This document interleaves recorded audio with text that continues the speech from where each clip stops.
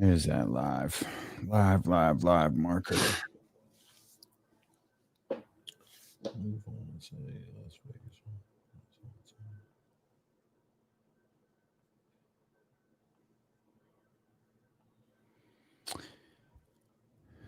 Manny A. Smith. Okay. Manny A. Smith. Right.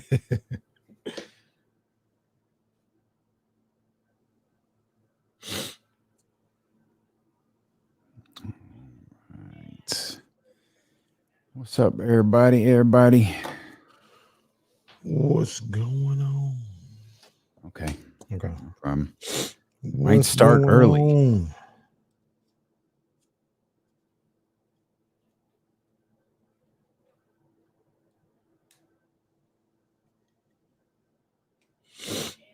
I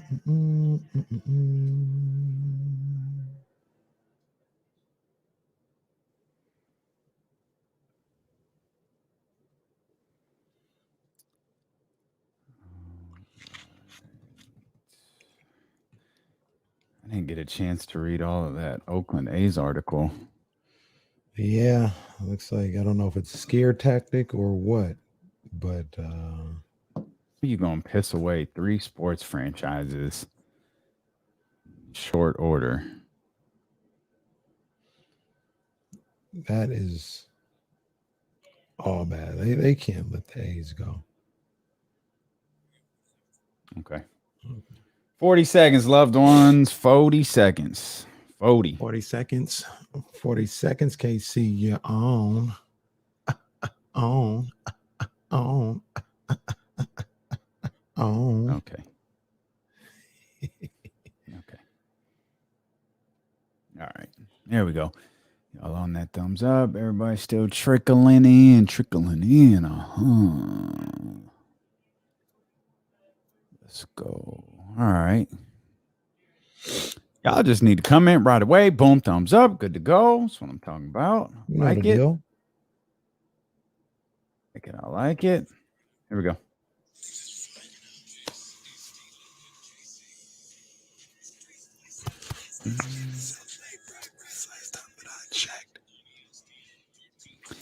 And we welcome you in here to the Tuesday, May 11th edition of D-Lo and KC. I'm Damian Barling. He is Kenny Caraway.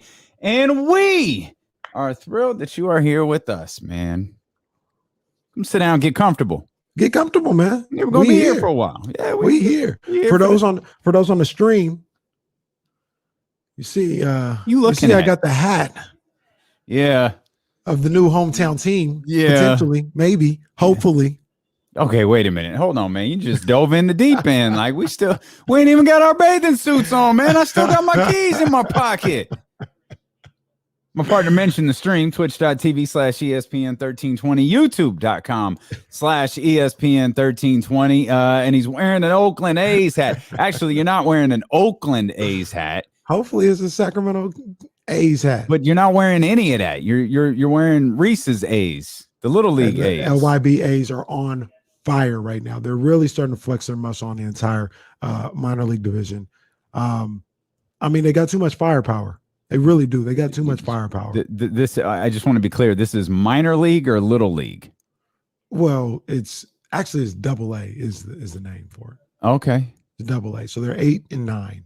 Okay. And they're flexing on these boys. Okay. Shout out to the LYB A's. Okay, let's go. That's his 8-year-olds team. That's all we here for. We here for the 8-year-old A's. But we do have to talk about the Oakland A's, and we'll get to that as Jeff Passan just dropped a report. I don't even know that this is surprising. I feel like this has been lingering out there for years. I feel like any sports team that involves Oakland stuff like this is lingering out there. So we'll address this as best we can coming up here as the day rolls along. Again, we're with you for the next 4 hours. If you want to take part in the show, you can. Twitch, YouTube, those are great ways to do. You could be a part of the conversation in the chat house. And, of course, you can give us a call at any time, 916-349-1320. Well, the Spurs beat the Bucks. Although we go to the end of the road. think it's come to the end of the road. Oh yeah, I think it's although we go to the end of the road, because that'd be weird. that's a good point. That'd be odd. But whether you go to the end of the road or you've come to the end of the road, regardless, like we're one step closer to the end of the road for the Kings. Is that exciting or is it frustrating? It's frustrating for me because it's like the odds are so not in our favor. That it's kind of like, can we just rip the Band-Aid off, get it over with? But instead you're just kind of doing the slow peel, which is no good. I feel you, but it's just frustrating for the whole season. You know what I mean? This was attainable. This was achievable. It's been said numerous times. It said when Jason Jones was on here last night. Speaking of Jason Jones, he said it on the new episode of the J Street Vibes. Reunited. the band is back together and on tour. Like we said on the show, new edition with the Home Again tour. We're back out here. They broke up again shortly after that tour, but that's fine. Actually, it all went to hell, I think, on that tour. But no, that's fine. That's fine. I was at the Home Again tour here at the Arco Arena. I missed it. I was very, very in tune. Big new edition. Hit Me Off was a big song. I was like 12 though, so I didn't go to the Home Again tour. Okay, that's fine. I was there. But he mentioned it on the new J Street Vibes episode. You go 3-6 in each of those 9-game losing streaks. Yeah. You're like in the 7th or 8th spot. Yeah. If you go 3-6 in one of those 9-game losing streaks, you're like tied with San Antonio, maybe ahead of San Antonio. So it's really bizarre. And that's not even before we mention the infamous Charlotte game. The first one. Charlotte's. The second one. There were two of them. Yeah, there were two of them. There wasn't just one. The Detroit game was inexplicable. You know what I mean? I mean, there's about 10 games. Two games against Minnesota that you lost? Two games against Minnesota, but two games against the 21-47 Minnesota Timberwolves. I'll say this, like they stink, but at least Minnesota has like ball players, right? You got Cat. By the time they played them, they had Cat. They did. Anthony Edwards was. Let's call him Andrew. Anthony Edwards was doing cool. D'Lo came back. Not D'Lo, not this D'Lo. That Deloading. Yeah. So they had something. Wasn't it his first game back? His first game back. He dropped like 26. Okay. Yeah, had like 14 in the fourth quarter, or something like that. But even then, they have ball players, right? Detroit. Corey Joseph came in here and gave you work. What the hell was that? I don't even think Jeremy Grant played that game. He'd been a Detroit Piston. Like they had just stitched in his number on his jersey before the starting lineup was announced. They didn't even they had that Michael Jordan 12 jersey. That's it. Yeah, they came out there and made an absolute fool out of you guys. Like that's it's frustrating. I mean, my partner threw in a bit of hyperbole, like they wouldn't be sixth. If they had gone, but they would have clinched a play-in spot. If they're 6 games better, if they're 3-6, they'd be around 7th. Yeah, they would have. If the Golden State Warriors are clinching a playoff spot at 36 and 33, excuse me, if the Golden State Warriors are clinching a play-in spot at 36 and 33, that's where the Sacramento Kings would be if you had 2 bad 9-game stretches of 3-6. That's crazy. Just versus the horrendous 2 0-9 stretches that you had. Just think about that for a second, what you just mentioned. It's not good if you're like, man, on 2 different occasions, we lost 6 and 9. Mm-hmm. Like, that's not even good.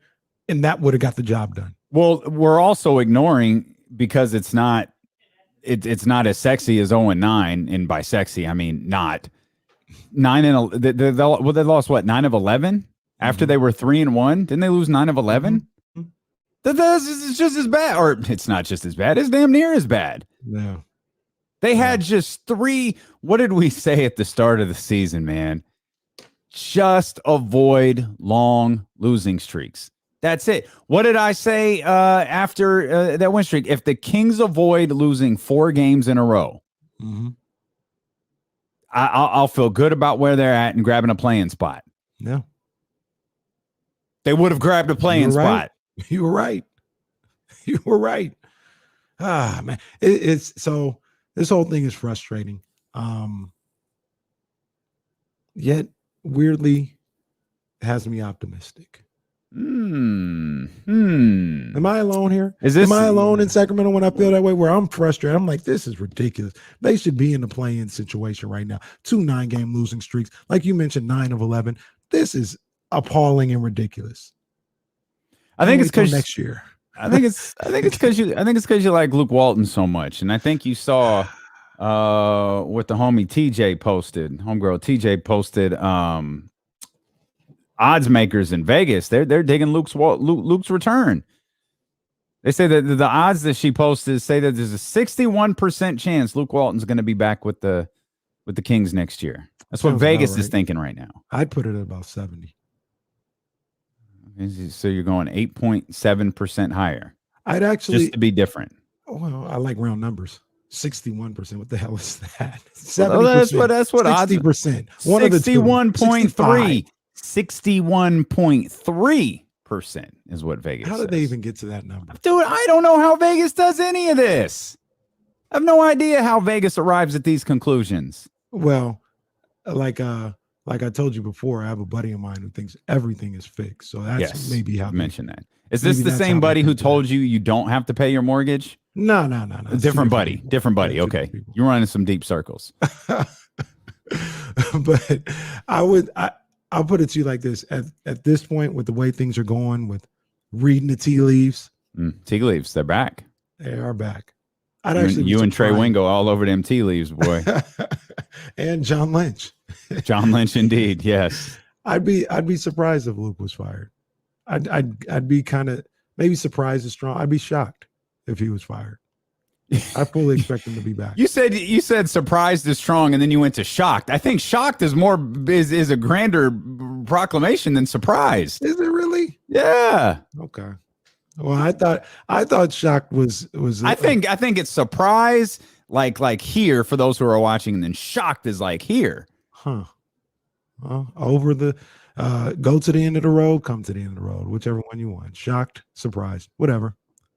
Okay. I would be. It would catch my eye. Now you're working your way down. Surprising way. There you go. Tie it all together, baby. Tie it all together. If he wasn't brought back, I expect him to come back. And sometimes when there's noise, like I remember the year Dave Yeager was fired. There was noise, and this was noise I was hearing from inside the building, though. There was noise that Dave was going to be gone, and this was like a month. This was a full month, maybe more, before the season ended. Mm-hmm. I'm not in the building. I don't go to games the way that I did before, and even if I did, the setting would be completely different anyway. So, I'm not getting. I don't hear that noise in the building. But man, you would go back to our conversation with Howard Beck yesterday, which you can get in the archives, the podcast. You can go back and catch our conversation with Ramona Shelburne, both of them talking about how De'Aaron Fox feels about Luke Walton. Now, De'Aaron isn't making these grand proclamations of Luke Walton should be our coach. No, like he more like alluded to it than said it. Mm-hmm. And he talked about growing. He talked about continuity, and that's all fine and fair. But it feels like the noise is getting a little bit louder with Luke Walton potentially coming back next year. And I know we talked about this on the J Street Vibes episode, new episode out. We back out here. They're on that one episode a month deal, so enjoy this one while you can. Spread this one over 56 minutes. Just listen to 4 minutes a week, and it'll last you the whole month. We come back with 1 week left in the season. Yep, the last episode they did was right after the All-Star break, just to put this into perspective for you. But we talked about it here. De'Aaron Fox kind of talked about it. I think there is something to say for, and we talked about it yesterday, something to be said for continuity and giving things an opportunity, giving it a chance. Luke may be terrible, and you and everybody else may have seen all they need to see. I get that. But this Kings franchise, they don't stick to anything. Like at some point, you got to stick to something, and you got to ride it out and see if it can work out. Unfortunately, for some people, this may be the time that you stick to something with Luke Walton. Yeah, which is right, which makes it weird because like you didn't stick with Vlade, right? And so now, I mean, he's here, he's hanging out, he's yucking it up with Vivek and Monty, like that's fine. But it is, I said this before and I'll say it again. As long as it's Monty's decision, if Luke Walton as the Sacramento Kings head coach next year is Monty McNair's decision and no one else's, I'm good with it. I'm good with it because I've chosen to trust him. We'll continue this conversation. We're talking about continuity. We're talking about consistency. You want consistency? I've got consistency for you to the tune of 182. Partner, I'm going to need a minute because I've got some things to talk about here as D'Lo and KC continue on Sacramento's #1 sports station, Twitch, YouTube, Odyssey, ESPN 1320. Chill.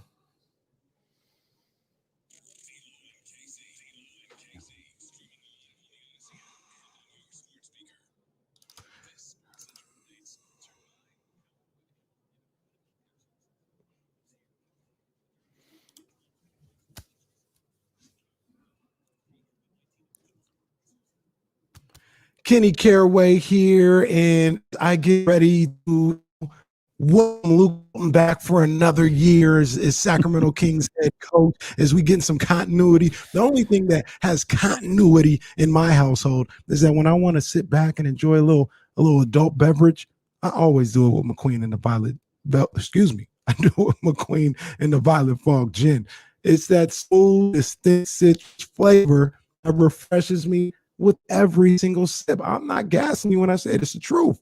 McQueen sets himself apart because you can taste their unmatched quality in every single bottle. The Brazilian gin is produced in limited batches of less than 55 cases per distillation. So I'll tell you this, they don't make much, but what they do make is damn good. You can order your bottle of McQueen and the Violet Fog Gin on drizzly.com or grab a bottle next time you're out at the store. And if they don't have anything there, let me know. Let my man Damien know. We'll let our guy Ben know, and you'll be taken care of. You don't have to worry about anything at all. Show us how much you enjoy McQueen and the Violet Fog Gin by tagging your posts at D'Lo and KC and at McQueen Violet Fog so we can spread the word, man. Let everybody know that this is the gin to have, all right? After 500 years, it's time for a new gin. It's time for McQueen and the Violet Fog Gin. KIFM reminds you, be responsible. Don't drink and drive.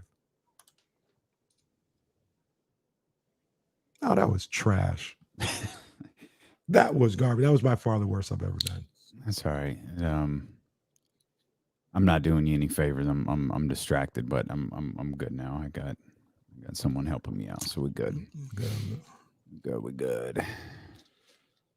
What happened? I don't know. How did it happen? I have no idea.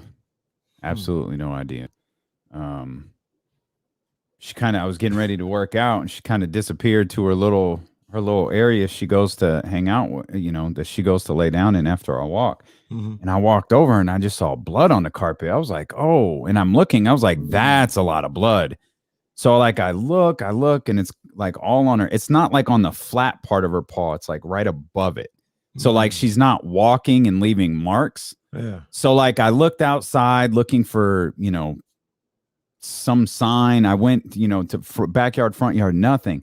I have no clue how it happened. So I was able to clean her off and I wrapped it up. And then like right before I normally sign on, I took the bandage off to take a look at it. And I was like, oh shit, this is bad. So I wrapped it back up and I'm trying to get a hold of the vet now. I have no clue what happened. Like she didn't wince, cry, nothing. Like, yeah, it's rough. So I realized they're going to have to do something to, stitch it up, yeah, maybe? yeah, Jeez. yeah, Man. yeah. So, those are my girls that threw me off. And, I talked to Black Bottles 916. We might not be able to pull off our plan today. It might have to wait till tomorrow. Okay. Because the special delivery was supposed to arrive yesterday. Now it's not going to arrive till today. So it all kind of special delivery. Yeah. Yeah.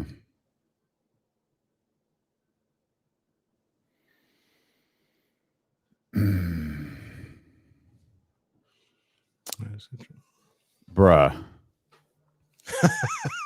Come on, man. Come on, man. What is happening right now? Whoa. Oh, no. Oh, no. What is going on?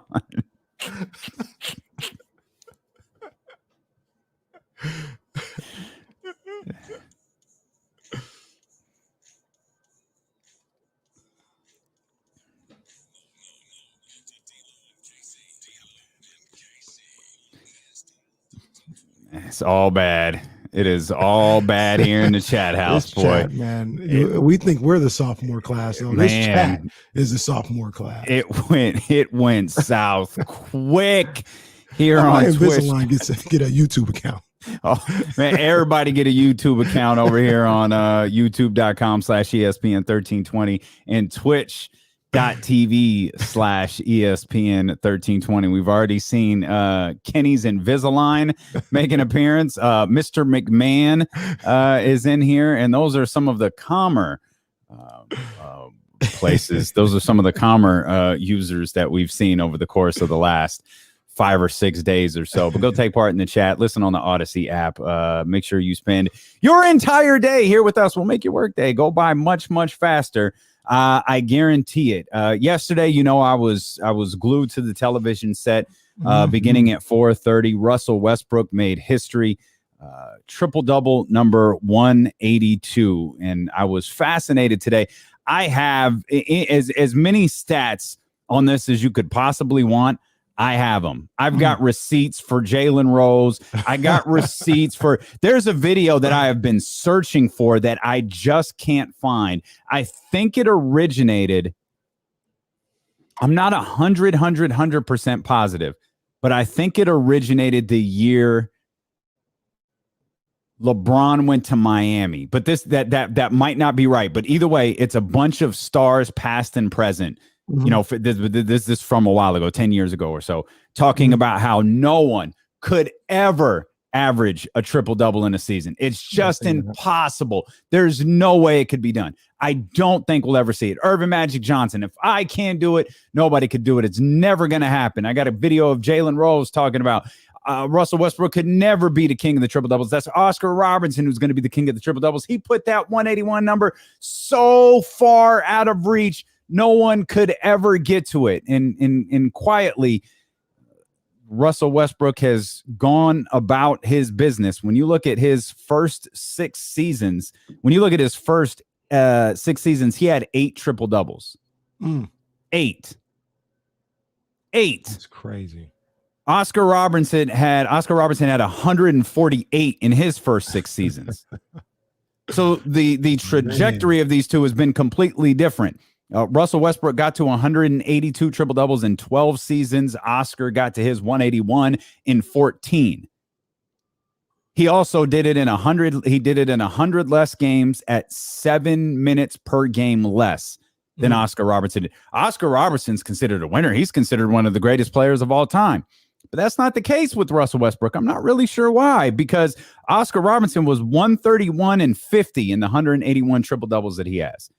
They lost yesterday and I don't like the shot Russell Westbrook took. I think he got steered away by the referee because he penetrated to the basket. He hit a tough 2, and he could have gotten an and one that would have tied the game, but they didn't blow the whistle. He went to the ref like, how did I not get that? How did I not get the call there? So I think that scared him away from going to the basket on the potential go-ahead shot there. But that loss yesterday, that 1-point loss at the hands of Atlanta, 136 and 46. The guy who's not a winner, the guy who's selfish, the guy who's a stat patter, he's won 75% of the games in which he's had a triple-double. Everybody jumps on KD for riding over to Golden State. Remember that? Everybody jumped on KD. Oh, he's joining a winner, and he's as trash. He's joining the winningest team of all time. What's Russell Westbrook do? I'm not running. I'm signing an extension. I'm throwing this team on my back. Average a triple-double the next year. Average a triple-double the next year. and won the MVP. But yet that's still not good enough for people. Like, he didn't leave. Sam Presti wanted to rebuild. Okay. What you want to do here? Well, send him to Houston. James Harden wanted to play with them.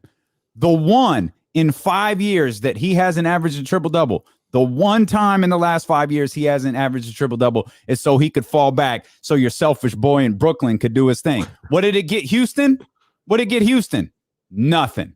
Absolutely nothing. But if you go back and you listen to some early editions of the podcast with Damian Barling over on the Be Heard platform, you'll see my biggest fear came true, and everybody saw it. Every Russell Westbrook fan saw it. He was going to go to Houston. It wasn't going to work. He was going to catch the blame. He caught the blame for it not working.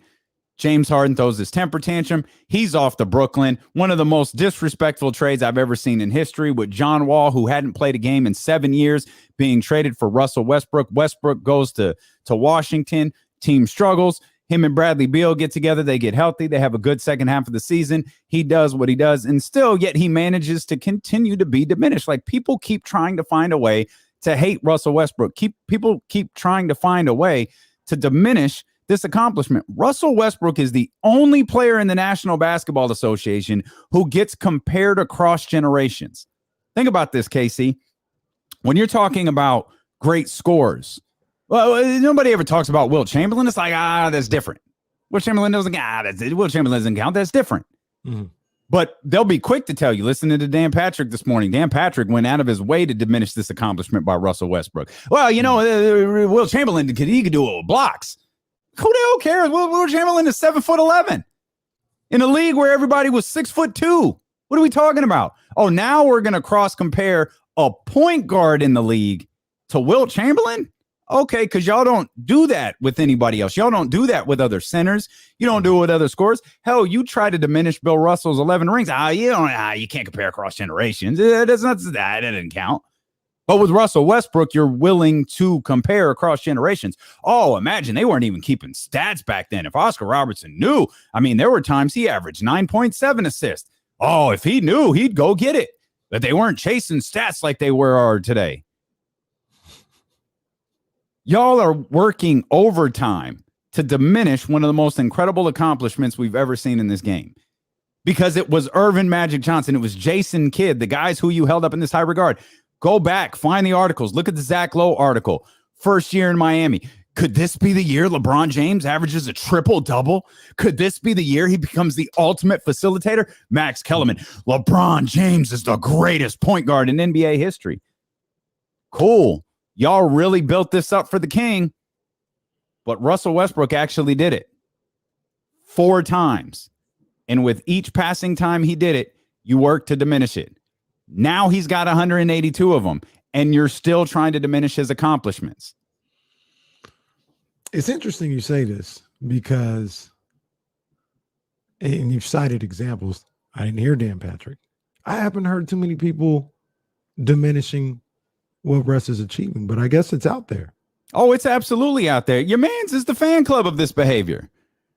Who? Your broadcasting hero, Stephen A. Smith. Stephen A. Smith is one of the main facilitators of all this. See, I don't. Anybody go at Karl Malone when he got to number 2 on the scoring list for not being a winner? Because you know what? By the definition of your man, Stephen A. Smith, he ain't a winner. Well, I think a lot of people went at Karl Malone. John Stockton's a great point guard. He ain't a winner. What he win? I think a lot of people went at Karl Malone for not being a winner. A lot of people. But to see, I'm not the biggest fan for a variety of reasons, but that's another story. to Stephen A's point, did he just? I don't remember exactly what he said. Did he go in on the triple doubles and the fact that it wasn't leading to wins, or was it just Russell Westbrook in general? His game isn't leading to wins. Because I don't know. I don't feel like. He might have diminished the triple double in general, and I can the triple double from Russell Westbrook is diminished. The triple double in the league isn't, because everybody gets all hot and bothered when Nikola Jokic does it. Oh, let Luka Doncic have a 30, 10, and 11 game. Ooh, cha, man, cool me off. Man, that boy gets me all worked up. But let Russ go out there and have 17, 21, and 24. Let him win the game with a block. We don't like him. You know why media people don't like him? Because he doesn't kiss their ass. He doesn't go to Stephen A. Smith and say, hey, interview me. He doesn't go to Dan Patrick and say, hey, put me on your show. He doesn't go to SVP and say, hey, I want to do this. Now, I don't necessarily agree with everything that Russell Westbrook does in terms of the media. I think you do have to, you should have a certain level of respect for people who have to do that job, particularly locally, particularly for the people in Oklahoma City, particularly for the people in Houston, particularly for the people in Washington. And there have been plenty of stories about how difficult he has been to cover in the local media. National media, I don't give a damn. They could all go to hell. Every single one of them. He could tell them all, go straight to hell. I ain't got no use for you. I'll do what I got to do for Oklahoma City. I'll do what I got to do for Houston. I'll do what I got to do for DC. But the rest of you guys, you can go to hell. And that's fine. And that's why he gets covered the way that he does. Because he doesn't give a damn about any of them or this narrative that's out there about him. But anybody who continues to repeat it, including Dan Patrick, who I've said on a number of occasions is my favorite talk show host. I believe he is one of the best at what he does. He's a little older. He skews a little older than I'd like, but he is the best at what he does. And he worked to diminish this accomplishment today.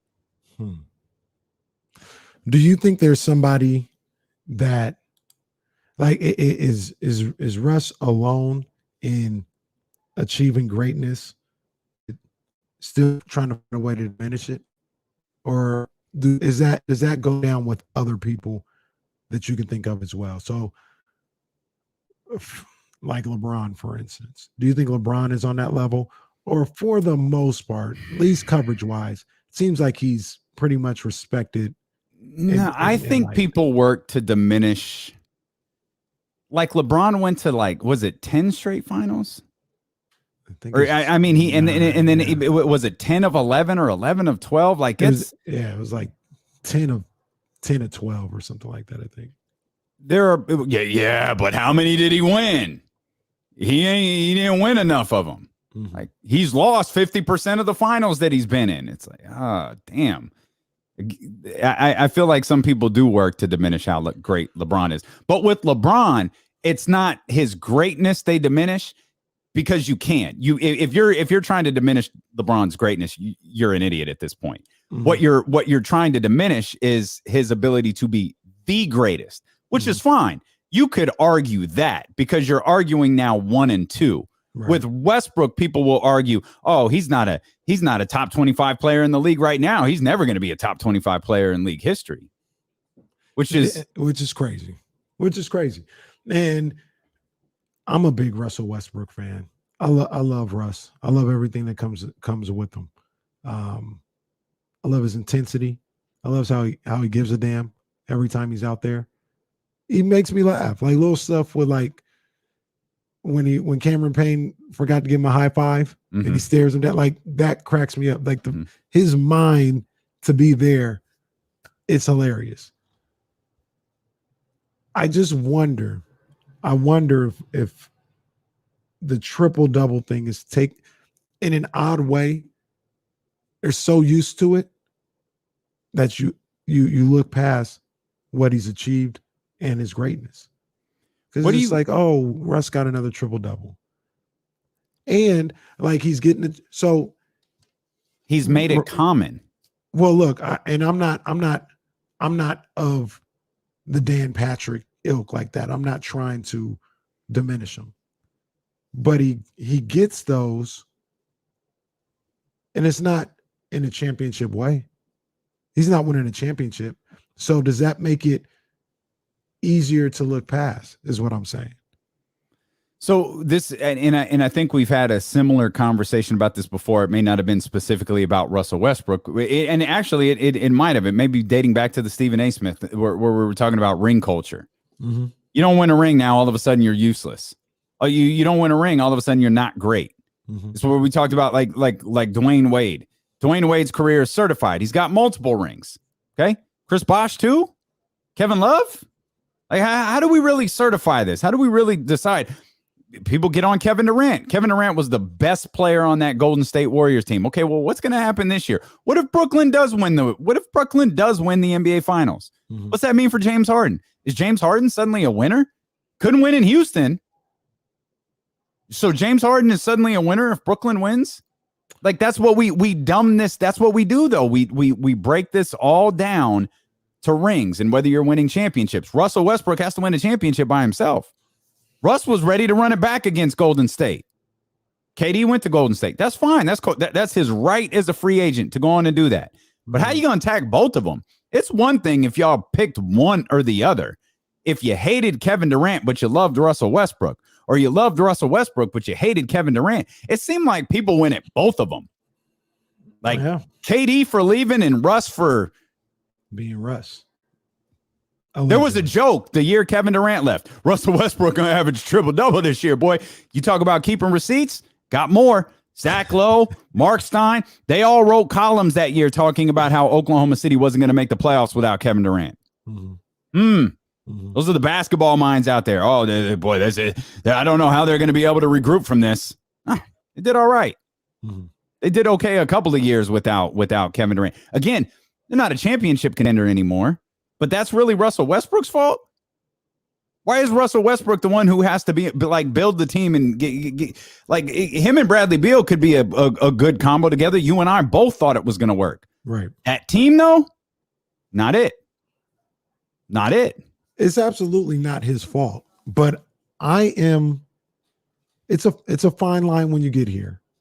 But this is how we separate the greats from the greats. Russell Westbrook is an all-timer. He's an all-timer. Absolutely. But there's levels to it, like Meek Mill would say. I want to be able to put Russ on the same level as LeBron, but he don't have the hardware. That's what separates the two. Once again, not saying it's his fault. I'm not saying that, at least. I'm not saying, he couldn't win a championship because of who he was, or somebody had to leave him to win a championship. I don't believe that at all. I believe KD, Russ, they would have stayed together that one more year that KD had on his contract. They would have won. They should have won in 2016. They were the better team. They were better than the Warriors in that series. They blew it. They choked it away. Yep. But when you talk about the great, it just gets you. Clay choked it out of him in Game 6.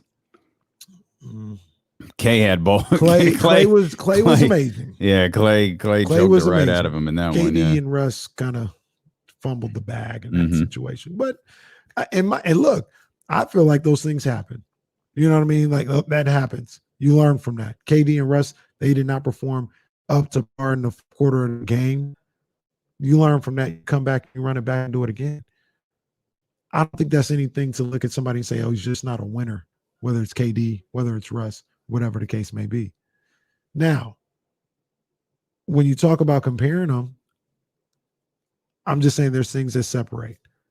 And I'm not denigrating him for it, but I would love to see Russ, and it doesn't have to be right now, but turn everything that he's doing into a championship contender.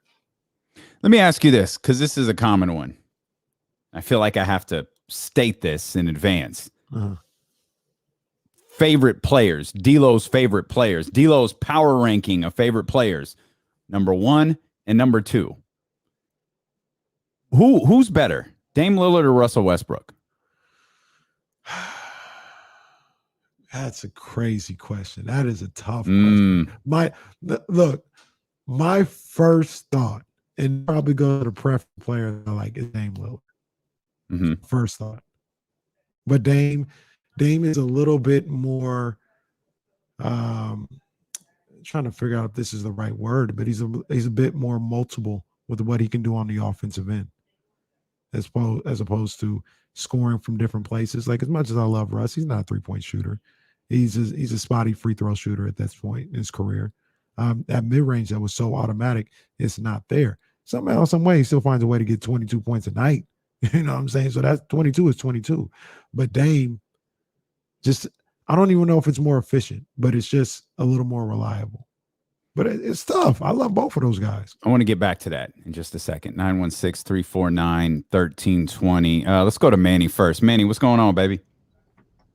Man, I get so sick of everyone always criticizing that dude for being human. Like, you know why I love this cat so much, and he's always been one of my top 3 favorite players since he came out.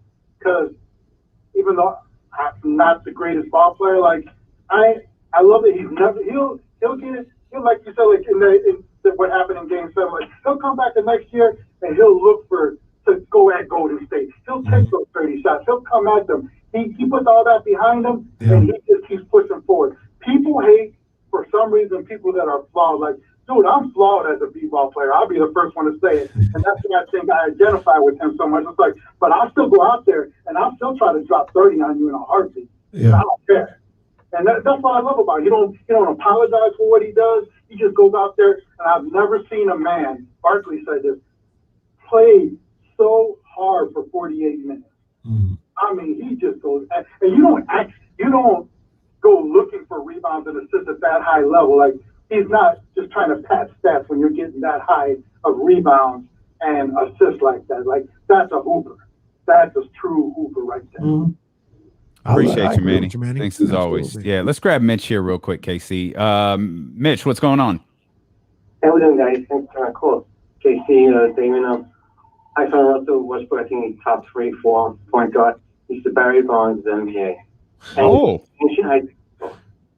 and with the A's moving, could be Sacramento, but I think they got to do something about Tampa, and I think they should expand in baseball. We got 12 Vegas and Poland in the mix. What do you think? Thanks for taking my call. Always, Vegas Mitch. Sure. Vegas baseball. Vegas for sure. Is that Vegas, a thing? Has that been absolutely. discussed? Yeah. Okay. I think to be honest with you, I think they're in the lead. I talk about Sacramento and all this other stuff. If I had to pick right now where the A's would go if they leave, and let's be clear, I want them to stay in Oakland, but if they do leave, I would say Vegas would be the leader of the club. Taking notes because I got so many questions regarding a couple of things that you just said, and we'll get into this story that developed, or it seems to be developing shortly before we took the air today. If you want to get in on the phone lines regarding Oakland and a potential move, 916-349-1320. Let me ask you a question. And I trust the intelligence of my partner and how fair he is. So when I ask you this, I think you'll give me your honest opinion on it. Bill Simmons, they were talking about Russ today. And I know you go crazy with Bill Simmons, but sometimes he has some good little analogies. I don't mind Bill Simmons. He has some good little analogies, right? And this one I thought was pretty good. He said there's a group of people who are like, he calls them 90-10 guys. And what he means by that is 90% of what they do is just amazing. And then there's a 10% of what they do where it's like, I don't really like that. Like, I could do without that. DeMarcus Cousins was kind of an example of that here in Sacramento. Like, we loved everything about DeMarcus. The whining, the technicals, was like, tweeting. God. But we loved it. Mm-hmm. He said Russ is maybe the most polarizing, the definition of a 90-10 guy, because 90% of what he does is unbelievable and you love it and you need it and you have to have it. But his 10 is unbelievably glaring. That was his thoughts. And I don't know if I agree with it 100%, but I can understand it. I can understand it. I can understand it. It's hard for me for like a player. Like, I think I can only do that with a king. You know what I mean? Because I just don't watch Russ the same way. There isn't another player in the league. I watch the Kings differently because we have to give you an assessment or what our personal assessment is on the Kings. And that 90-10 theory that you just laid out comes into effect. For me, I'm just watching Russ. I just watch Russ out of enjoyment. Mm-hmm. Sure, I want his teams to win because part of the reason I want his teams to win is because I know if they don't, he'll be diminished. Stephen A., when he tweeted his congratulations to him last night, he couldn't help but throw in the fact that the team lost. People want to throw it. First thing Marshall Harris sent me when I posted all of the ESPN graphics. Yeah, but did they win? Like, no, he lost for the 46th time out of his 182 triple doubles. Like, I've got to, like, when you're a fan of Russell Westbrook, you have to keep these stats like in your pocket because you've got to be prepared to fire him off. Yeah. I guess I can see it, like the game the other night where he had where he got the 181st triple-double. It was another monster one, and he ended the game with a block. He had 7 turnovers in that game. Yeah. I mean, that's that's tough. I mean, but then you weigh, the usage rate and the amount that the ball is in his hands, and maybe those things are more apt to happen. But when you start seeing numbers like turnovers climb into the 5, 6, and 7s on a regular basis, man, that's tough. And it's things like that. It's like shot selection, turnovers. That's the 10. But everything else he does is like, I'm gonna live with it because that 90 is so crazy.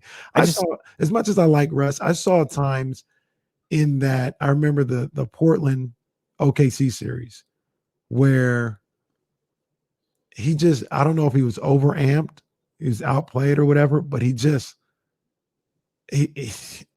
don't know what it was, but I didn't like what I saw from him. I thought I thought Dame dominated him in that series.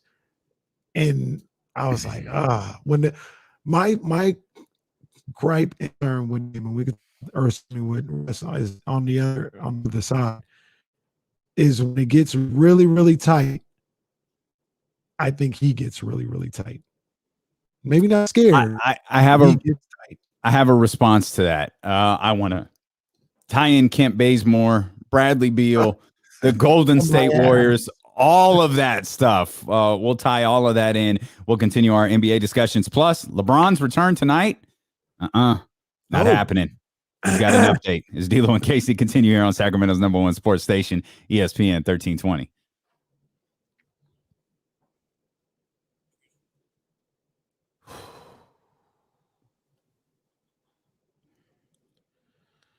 Dame, did you see my text, man? I did. Yeah. Thank you.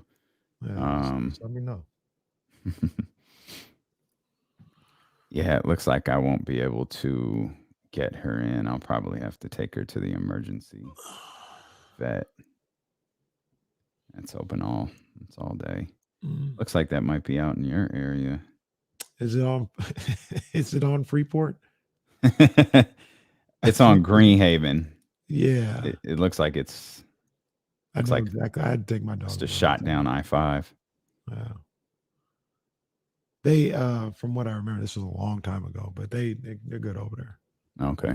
They're good. Yeah, I've only had to do that once, and it was in Connecticut. Sometimes I can't tell. I can't tell if some of the questions are at us or like it looks like the chat's having a. Yeah, Secure the Bagley and John were going at. Oh, okay. I think other people were hopping in there. Okay, I got it. All right. I'll get out. Let y'all do your thing. Like I'll mind my own damn business. Mind my own business.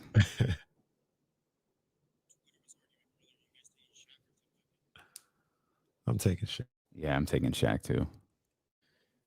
Let me ask you guys: do you guys believe that Tim Duncan was better than Kobe? Man, I think that's an argument I've had before. They're different. I'm a Kobe guy though. I mean, I know that's kind of where it's like the play where I was going with the Dame Lillard thing was like there are people who say Dame Lillard's a top 10, top 15 player, but they'll say Russ at best is top 50. What's the difference? Crazy. Like, what's the difference between them? Well, ESPN's list had them like they had him at 36. Like he was 36. I think Marcus Smart was 37. I love Marcus Smart, but come on, man, don't put them in the same category. Like people have been waiting for Russell Westbrook all year to break down, and he got stronger as the season went along. Like he said, how many games has it been? 30 something second half games. He's had like 26 triple doubles in it. That's crazy. And the team has played significantly better in the second half than they did the first. It's crazy. Real quick. Yeah, go ahead. I'll go ahead and peek in here in the chat and see what y'all doing.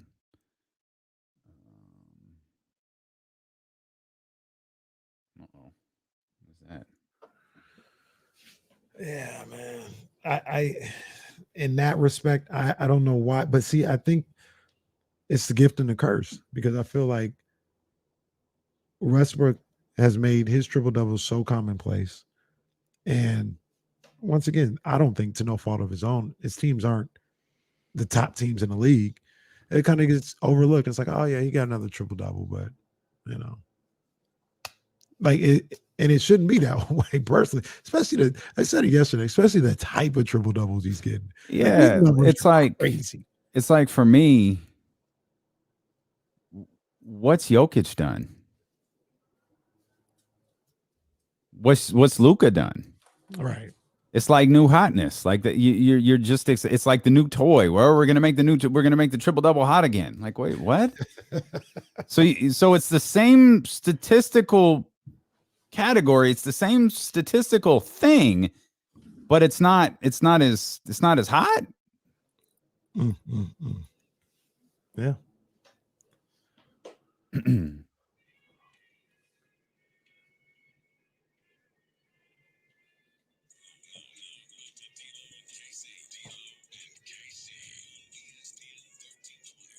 Conversation never ends over on Twitch or YouTube. Go check us out, youtube.com/ESPN1320 or twitch.tv/ESPN1320. Go ahead. You're responding. You're visually responding to a message from John Bull over there on YouTube. Go ahead and lay it on us. I don't know where this came from.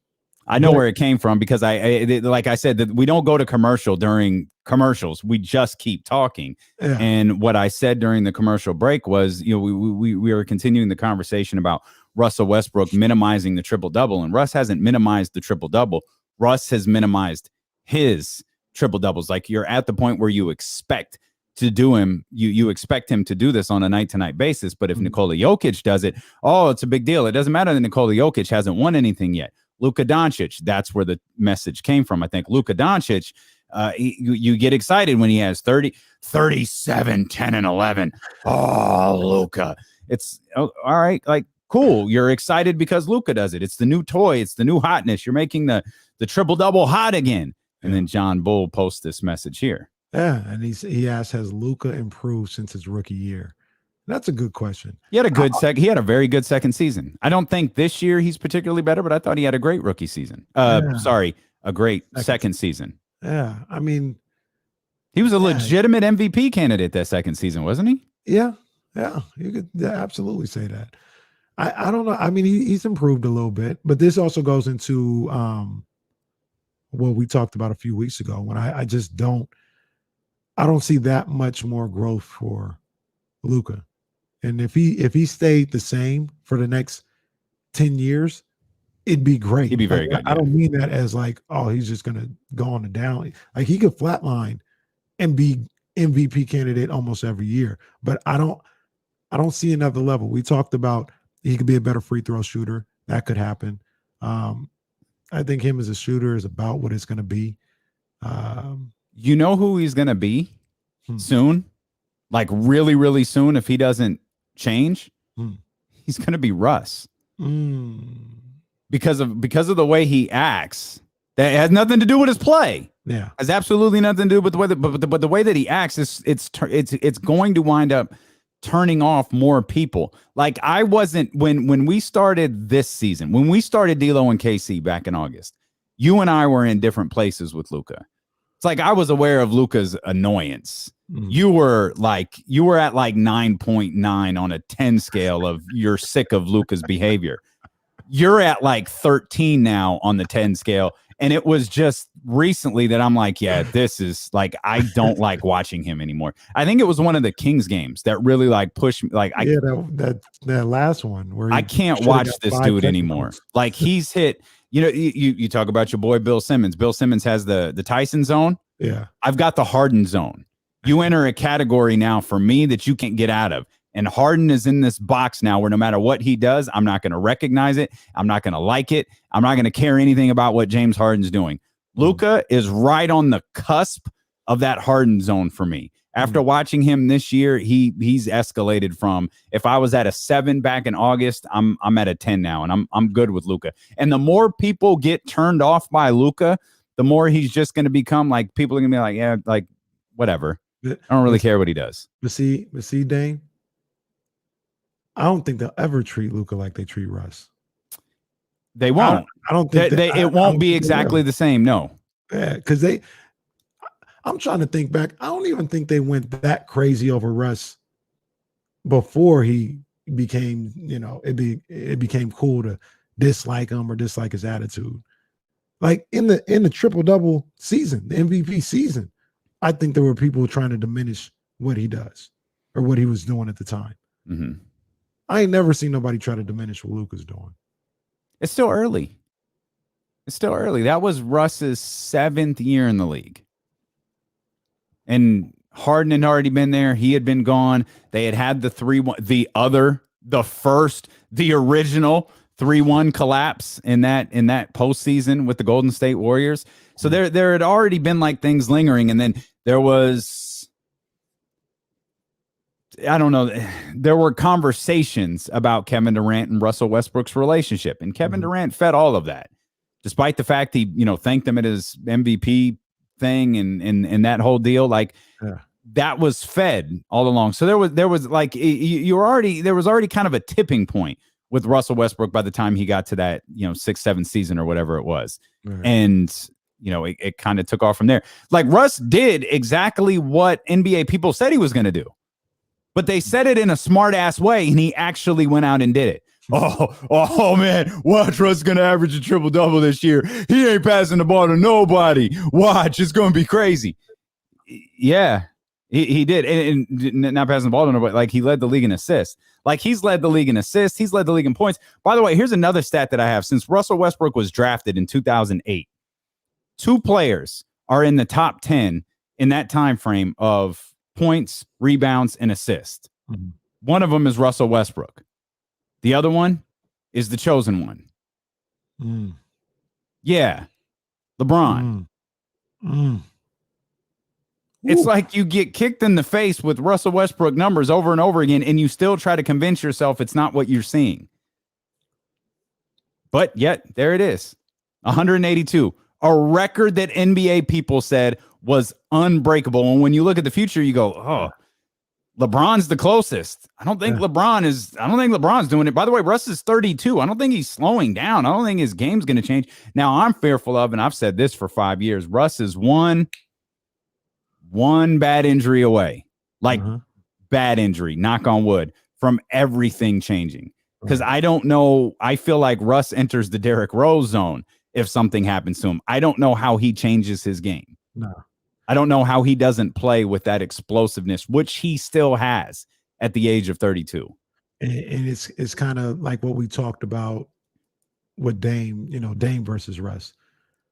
I don't feel like it's almost like how people talk about people who try to play sports and they leave school early or whatever the case may be, and they're like, you don't have nothing to fall back on. And he's like, nope, I'm just going for the pros. Just going for the pros. Yeah. And then the guy who stayed his 4 years, he's going for the pros, but you got your degree to fall back on. Well, maybe it's a terrible analogy, but Russ doesn't.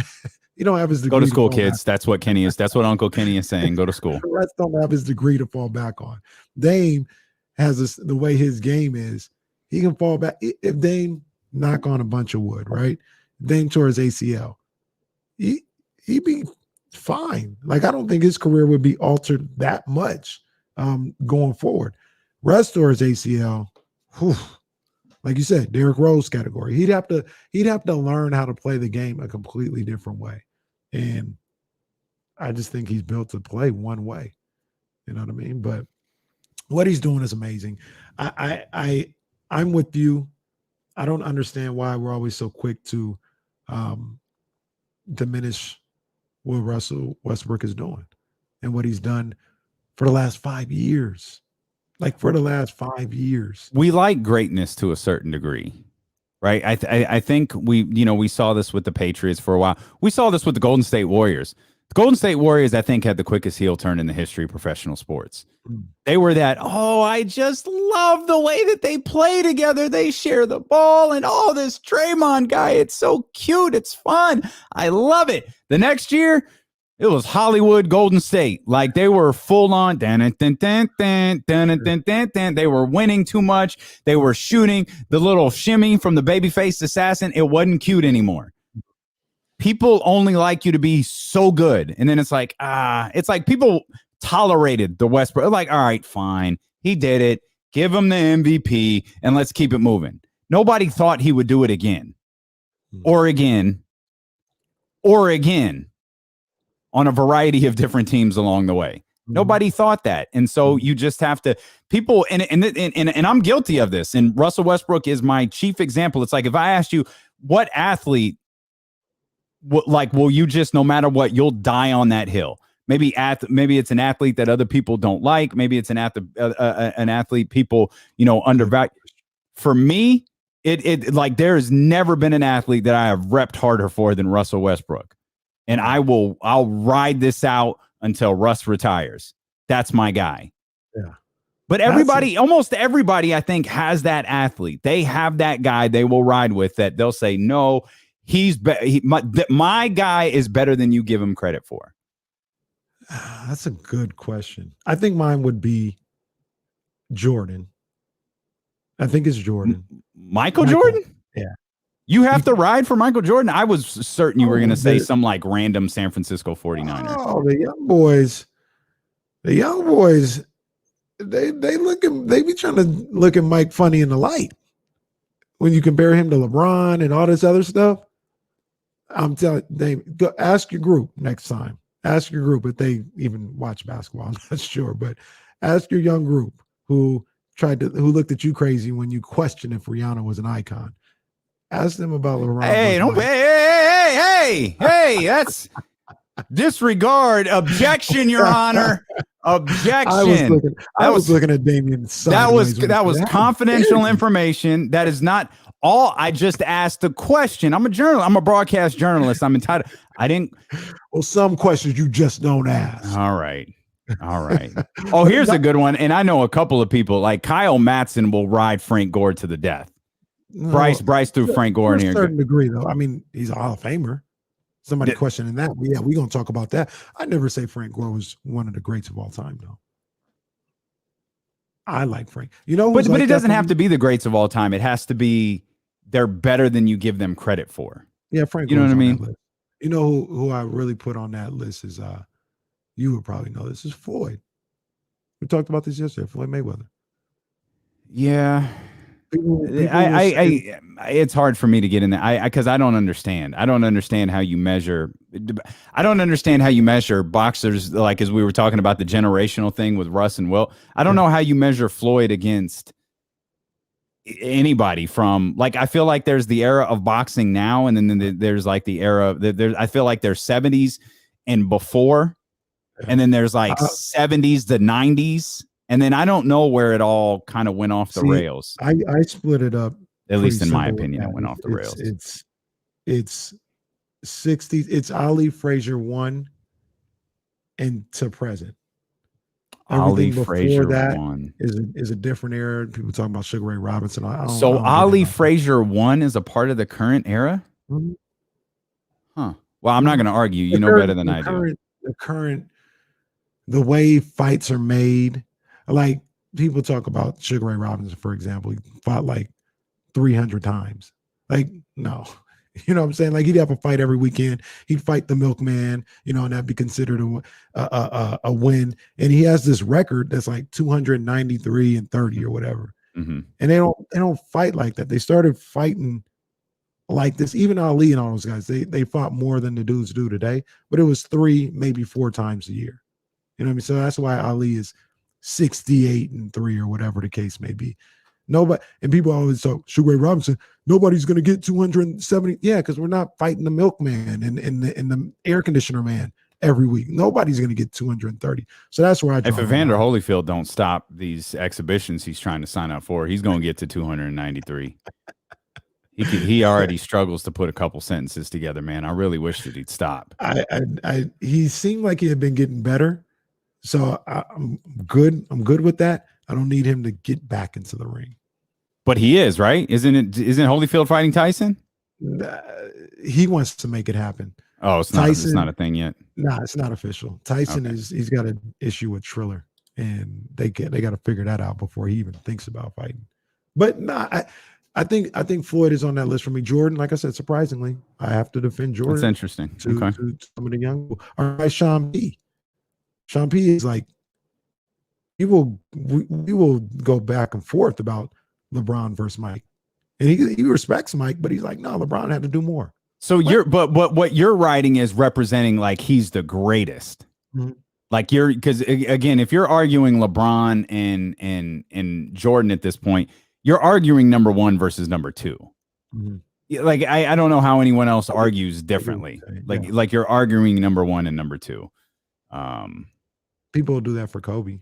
That's not number one versus number two. Yeah, people will ride for Kobe. Yep, absolutely. Kobe, no, people will ride for Kobe for sure. They'll fight you. We were just talking about that during the commercial break. The Kobe versus Tim. I think it was during the commercial break. It might have been on the air. I don't know. The Kobe Tim Duncan thing. They'll fight you. Oh yeah. I don't mean argue you. I mean, let's go. Mm-hmm. let's throw down. They'll fight you. Yeah. I love Kobe. That's a tough. I don't know. That's a tough argument. And the argument that I had, and the other side has good points, but I say Steve Young versus Aaron Rodgers. Like I'll go to bat for Steve Young. Absolutely, I'll go to bat for Steve Young. Okay. And definitely being better than Aaron Rodgers. And how so? I think he's just a better quarterback. Did more in a different era, in a less offensive friendly era. He's definitely better on the ground than Rodgers is. Mm-hmm. And one of the most efficient, accurate quarterbacks the league has ever seen. He has one Super Bowl by himself. He's got 3 total. Is Steve Young because he didn't have a long run as like the guy, right? Because of Joe and just because of the nature of the league. Then, like he just didn't have that lengthy run as the number one quarterback for the San Francisco 49ers. Right. He went from about 92 to when did he get hurt? It was probably around 99. I think he got hurt. So he had that. I mean, he's got a couple MVPs, I think. I don't know if he has more than one. But he has a couple MVPs. Our producer, Jesse, will ride with Dan Marino over Joe Montana. We've had this conversation. That's foolish. You're listening to D-Lo and KC on ESPN 1320 KIFM, West Sacramento, KRXQ, HD2 Sacramento, and Odyssey Station, and driven by Lashers, Elk Grove, Dodge. Jesse, you want to explain yourself here with Thunder Dan Marino? I mean, I just think Dan Marino's the better quarterback. I mean, talent-wise and stuff like that. So I just give him a nod. But I know people like I know people. I've heard people say Dan Marino's the greatest quarterback. Period. Mm-hmm. Like they're just when you just break down the quarterback position, we're not talking about who won Super Bowls. We're not talking about who was on the best team. We're talking about just pure. I heard Dan, people say John Elway. I've heard people completely diminish. I think you guys can. Yeah, you guys just hear me. Dan, can you hear me? Yeah, I hear you fine. Now you're back. I never know what's going on. Like I didn't go anywhere. This is it ain't my day. I'll tell you all that. Sacramento's 49ers station, and you will not make no arguments about Dan Marino being the best quarterback. We're shutting all that down. As Puppy would say, we're shutting down the studio. Not my argument. Do that again, and you're gonna pixelate again. Try it. I promise you, you'll pixelate. Well, all right. We shutting down the studio. We shutting it down. It's only Montana, and and the funny thing about that is, I give it to Montana, but I'm a young guy. I grew up with Young. Montana, after the '90 Super Bowl, I was 6 years old. So I don't. Yeah, Young is my guy. Okay, yeah. I don't have a problem with that, and I'm not arguing for Dan Marino. No, but not in all seriousness. I understand somebody that will make that argument. I do. I mean, he, like Jesse said, talent-wise, having all the tools, be hard pressed to find somebody better than Dan Marino. Be hard pressed, like talent-wise. I make the analogy all the time when I say Dame versus Steph. Accomplishment-wise, Dame can't touch him. Mm-hmm. It's not a conversation. Skill-wise, if I'm just looking at hey, we're playing and I got this guy or this guy, I think it's a whole lot closer than people give it credit for. Okay. I want to follow up on something just real quick here, because we were talking about Luka earlier, and man, this falls just beautifully into conversations that we have had about narratives and stories and how media can really shape how you look at a player. Luka's second year, because I think John posed the question, has Luka improved since his rookie season? My argument was his second year was phenomenal. This year, maybe not quite the same. Expectations might have been different this year. His second year, 28.8 points per game, 9.4 rebounds, 8.8 assists. This year, 28.2, 8, and 8.7. So, yeah, technically they're down, but almost in a not noticeable way. Right. Like those numbers are, you can't even consider those numbers marginal. Like those are tiny. Those are, he's still putting up the big time numbers. The thing that maybe it is a little bit of a knock, but I understand that he's still an unbelievably skilled player, and to do this, you have to have skill. But I've always said he gets those numbers in part because every single thing that they do involves Luka Doncic. Like everything. Mm-hmm. He makes all the passes. They do all the sets for him. Everything is for him to make the decision. And you still got to execute it. You still got to do it. So that's why where the unbelievable skill comes from. But off the top of my head, outside of maybe Steph Curry, but I don't even think Steph Curry has that, because Steph will pass and set some things up for some teammates and stuff like that don't involve him getting the assist. Like he'll be the decoy and Draymond will get the assist and somebody else will score. I don't think anybody else has that. I don't know if freedom is the right word, but they don't have that. They don't have that. Even Dame has a CJ where he'll let CJ cook for a little bit. Luka don't let nobody cook. It's all Luka all the time. Mm-hmm. So I think that's a part of the reason why those numbers are what they are. I mean, he is the focal point of that team, and rightfully so. I know we've talked a lot about Porzingis this year. It's actually not that bad. Maybe not what people expected it to be or what people wanted it to be, but in the scheme of things, like it's not that bad. I saw something. I should have recorded this and sent it to you because it made me laugh. There was a clip there was not a clip. Sorry. There was a moment in yesterday's Wizards Hawks game where Russ is coming down the floor. He's looking to make a pass, and I don't remember if it was Hachimura or who it was, kind of stopped short. And so Russ he's going to make the pass, and Hachimura stops short. So he kind of does this move where he's like throwing it forward, but then brings it back, and he does something, moves, hits kind of like a mid-range jumper or whatever, more like a close range jumper. Next dead ball. Right, he calls Hachimura over, and he's coaching him up. He's telling him what to do, telling him how to move, telling him, he's making all these hand gestures. And I'm thinking, boy, if that was Kenny's Draymond Green, this clip would be all over social media about what a great coach Draymond Green is, and how he is the smartest player in the league, and how he does this and how he does that, and oh, what a coach Draymond Green is. But it's not. It's Russell Westbrook, so it's like, Russ didn't get an assist, so he's telling Hachimura, he's reading Hachimura the riot act.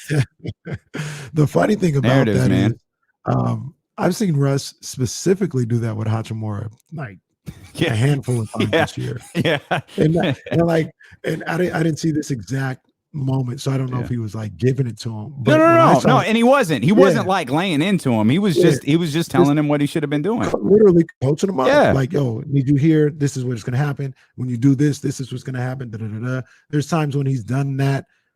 It seems like Hachimura has actually done what he's talked about, and then Russ will come back and see, that's what I'm talking about. So I've seen it on my own. I haven't seen it on the NBA on TNT's Twitter account. I haven't seen it on ESPN, none of that stuff. That's it. Yeah, I've seen that a couple different Hey, times. we were talking about players that you'd ride for. Just real quick. Jesse, who's the one that you'll ride to the death for? Yeah, Paul Pierce. People Oh, Jesus. want to play basketball 2013. All right, my guy is 18th all time in scoring. All right, made it farther. People say, "Oh, KG helped him get a title." Paul Pierce made it farther than KG ever did in the playoffs before they got together. They're just mad because they beat the Lakers in Game 6 by 41 in the finals, and they're mad because they sent LeBron to Miami. Yeah, I'm gonna go back and forth with you on Paul Pierce. I'm familiar with the tone of defensiveness. That was the tone of defensiveness. I mentioned LeBron, Kent Bazemore, Bradley Beil, the Warriors. I promise we'll get to all of that as Dylan with KC roll along here. Woo! Well, you just told me it was the Vegas A's. That's coming up here on ESPN 1320.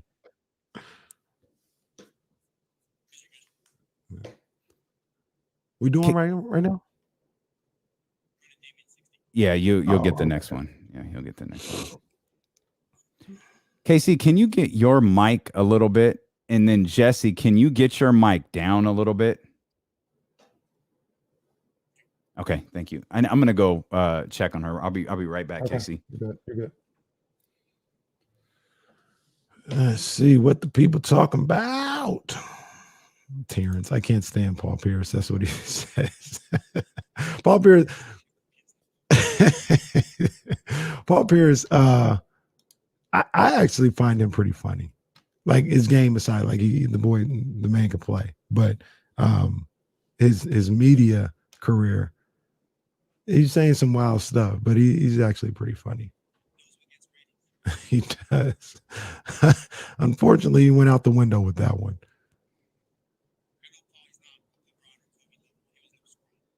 See, the thing, he definitely wasn't a scrub, but he fully believed he was LeBron and Kobe level, though. So somebody was it was Simmons again, I think, but they were talking about Russell Westbrook, and they were talking about how like he really believes he's the best player in the league. It's not even lip service. Who believes that? Sorry, Russell Westbrook. Oh, Russell was like, no, Mr. McMahon, you cannot come to the hood. No, not like that. no, Not at all. And that reminds me too, I'm going all over the place. But I saw the first 20 minutes of Booker T last night. I got to finish it.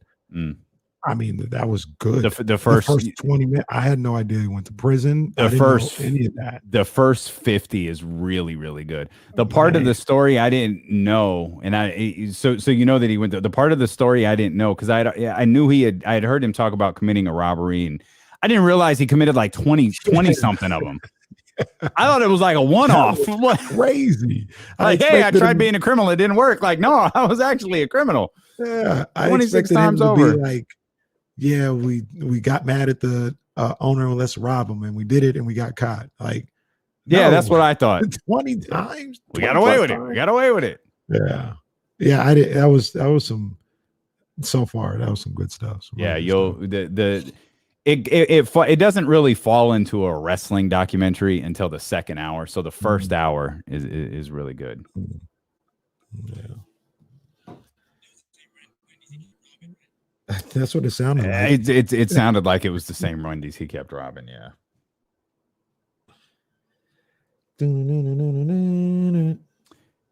She's okay. That you appreciate you asking. She's outside sleeping. Like I could hear a dog barking in the background, and I didn't know if it was her, but no, she's fine. She's laying out in the sun. I was more of a Stevie Ray guy. I don't believe there is a such thing as a Stevie Ray guy. Is there? Like, no, I mean, no disrespect to Lash, but which I didn't know that was his real name until that died. I had no idea either. Yeah, Stevie Ray was he was better than Jannetty, but he was the Jannetty. He was better, and yeah. Let's get them likes while y'all in there. I haven't checked. It looks like there's a good number of people in here. Let's get on them likes. And shout out to the Twitch users as well. Yeah, shout out Twitch. Relive. I don't know what you would do. Well, to relive Booker T. WrestleMania 19 was on the. I was gonna tie WrestleMania 19 into Kofi Mania. It's a part of my storyboard for Kofi Mania because those two kind of go hand in hand. I like that.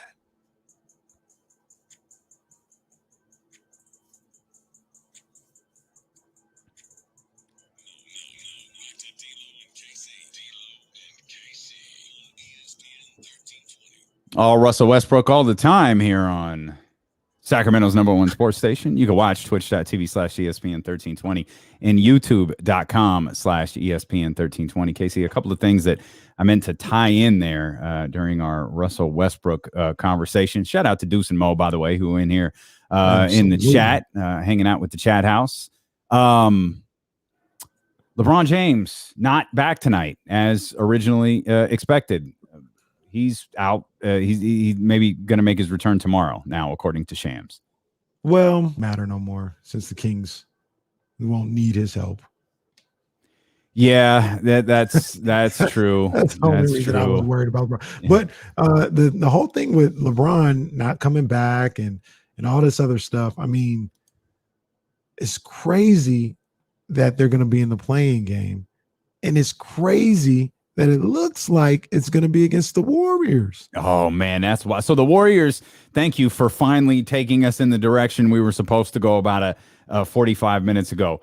The Warriors seem to they clinched a play-in spot. Yeah, for first of its kind, I believe. I don't know what we do here. If it was baseball, they would definitely do champagne. Yeah, baseball needs to calm down. I don't need a champagne shower after the wild card game. After the division series. Actually, they do a champagne shower when they qualify for the wild card game. Yep. Once you qualify for any postseason position, they do the champagne bath. Then once you win, you do the champagne. Dude, they'll do a champagne bath if you got a game the next day against a different team in a different city. They'll still do it. Put the goggles on. How come nobody talks about baseball players being soft? You always talk about NBA players and NFL players. They're all soft. These baseball players putting on goggles now so the champagne don't burn their eyes. Have you ever been? They need to man up like Chris Bosh did in the locker room after the Heat championship.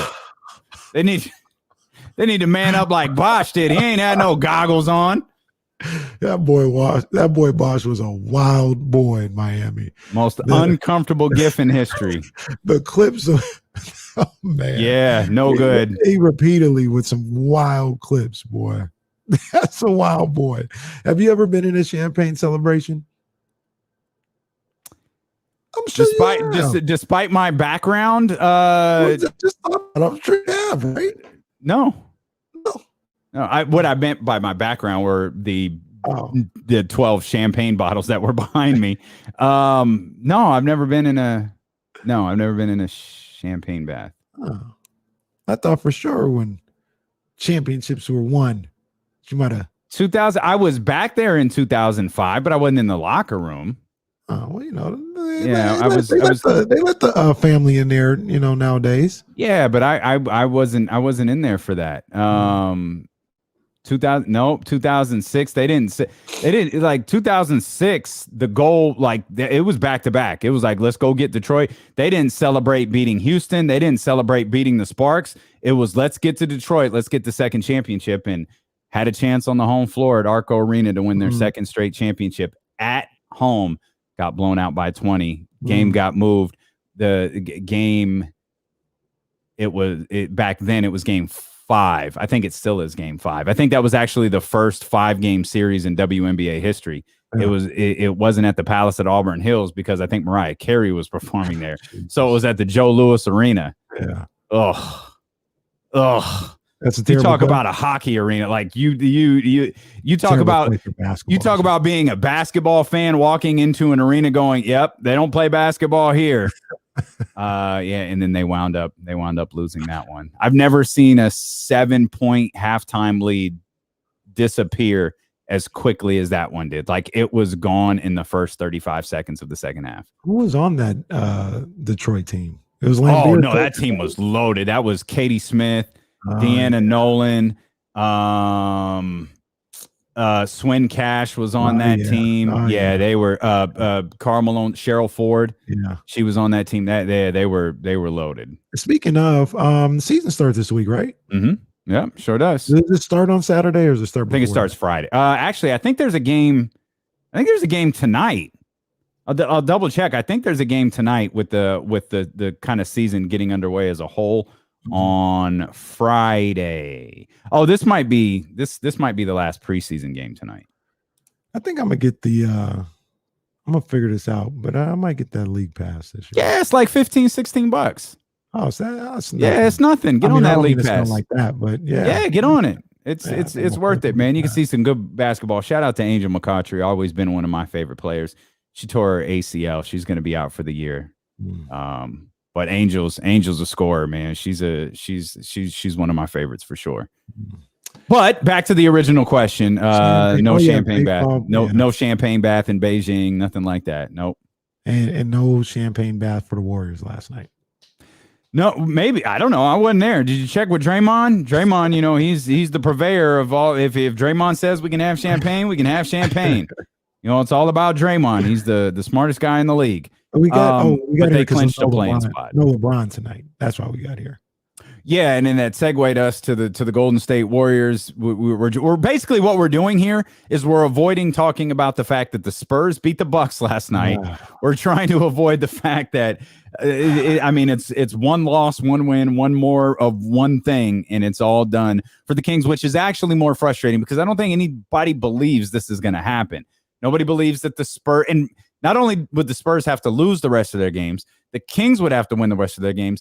And the Pelicans would have to lose along the way also. So it's like don't have to lose that many games, though, right? They got to lose like 2 or something. Right? Yeah, I think it's just 1 or 2. Yeah, that's going to happen. Sure. The thing that I worry about the most, to be honest with you, is the Kings winning all their games. What do you think is more realistic? The Spurs lose all their game, or the Kings win all their games? I think it's more realistic that the Spurs lose all their games. Yeah, the Spurs, if the Spurs do lose all their games, that would be just a phenomenal way to get into the play-in tournament. They would have and this is just off the top of my head because it was 4 losses in a row headed into the SAC game. Mm-hmm. So 4 was it 4 or 5? Okay, we'll go 5. So it was 5. And then the Blazers, that's 6. And then they have 4 left, so 10. They would be like 2-10 in their final 12 games. Yeah, it was 5. Yeah, 5, 6, 4 to go. Yeah, 2-10. Man, they got to go. But at the same time, New York. I don't think the Kings are going to beat Memphis twice. That's a tall task. They have to win tonight. It's part of the reason that, Kenny and I were talking before we went live. It's like the Kings. We kind of said what we had to say about this game last night, and we'll dive into the game. We'll give you the BetQL odds, Kenny's Keys, all of that good stuff. But we're talking about a team that Oklahoma City has lost their last 2 games by 80. Yeah, they've lost their last 25. They've lost in the last 25 games. They've been outscored by 400 and I think it was like 485, 425. It was like some absurd number. 490 or something like that. I don't know. You're right. That's exactly what it was. You got a better memory than I do. It was 490 points they've been outscored by in their last 25 games. Okay, look at this. John, is he wrong though? On the chat, John says the Spurs are going to go 0-4 and the Kings are going to go 3-1 after losing the Utah Jazz, who's had all their star players. It's the only way this ends. If we get on these airwaves on Monday at 12 noon and that's what happens, I would be upset. I'd be very upset. It wouldn't be man, we were right there. No, that's what makes a part of me is just like lose to the Thunder. Just get this over with. Just rip the God blessing Band-Aid off and let's move on. Just get it over with. Just lose to the Thunder tonight. Give me 40 minutes of Justin James, pull Hassan Whiteside off of health and safety protocols, put him in a mask or a hazmat suit, get him out there for about 37 minutes. Let's see what Louis the King's got to offer. Let's get them out there and let's lose tonight and then go on from there because they're gonna win and then we're gonna come in tomorrow. We're gonna be like, well. mathematically, they're still in this thing, and the Spurs have a tough schedule. Big shout out to the Bucks, who just rolled over and freaking died yesterday, giving up 87 first half points to the Spurs. Come on, because they're most points and a half in the history of their team. It's supposed to be some kind of defensive juggernaut. You out here letting this Spurs team dog walk you. They shot 59.6% yesterday. Wow. They had 4 players in who scored 20 plus points. Well, ridiculous. And the Bucks needed that game. Yeah. The Bucks are looking like they're lined up to take on Miami. I, for one, am not afraid of that matchup. As somebody you said that a while ago.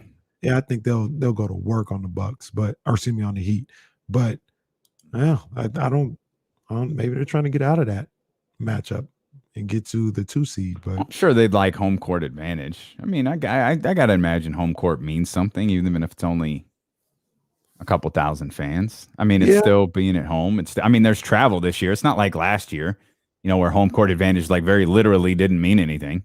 Not at all, which makes which makes that a funny situation. We got to have that asterisk. Absolutely. No, you don't. Will you knock it off? I'm just saying, man. Will you stop with putting asterisks next to all these titles?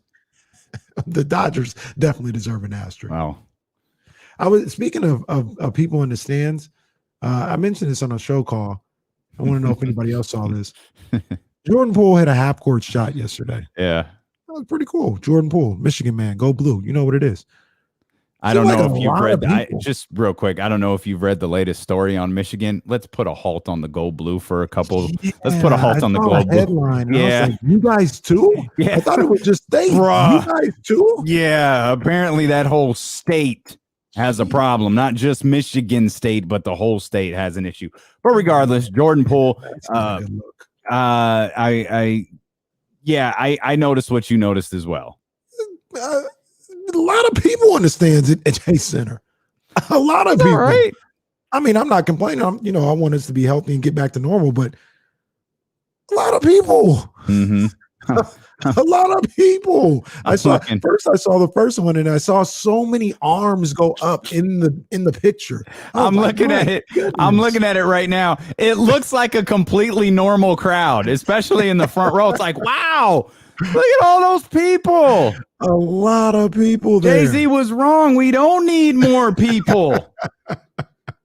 But it's just like it seems to be in that one spot. And you know how there's the courtside seats, and I think it's this way at Golden One.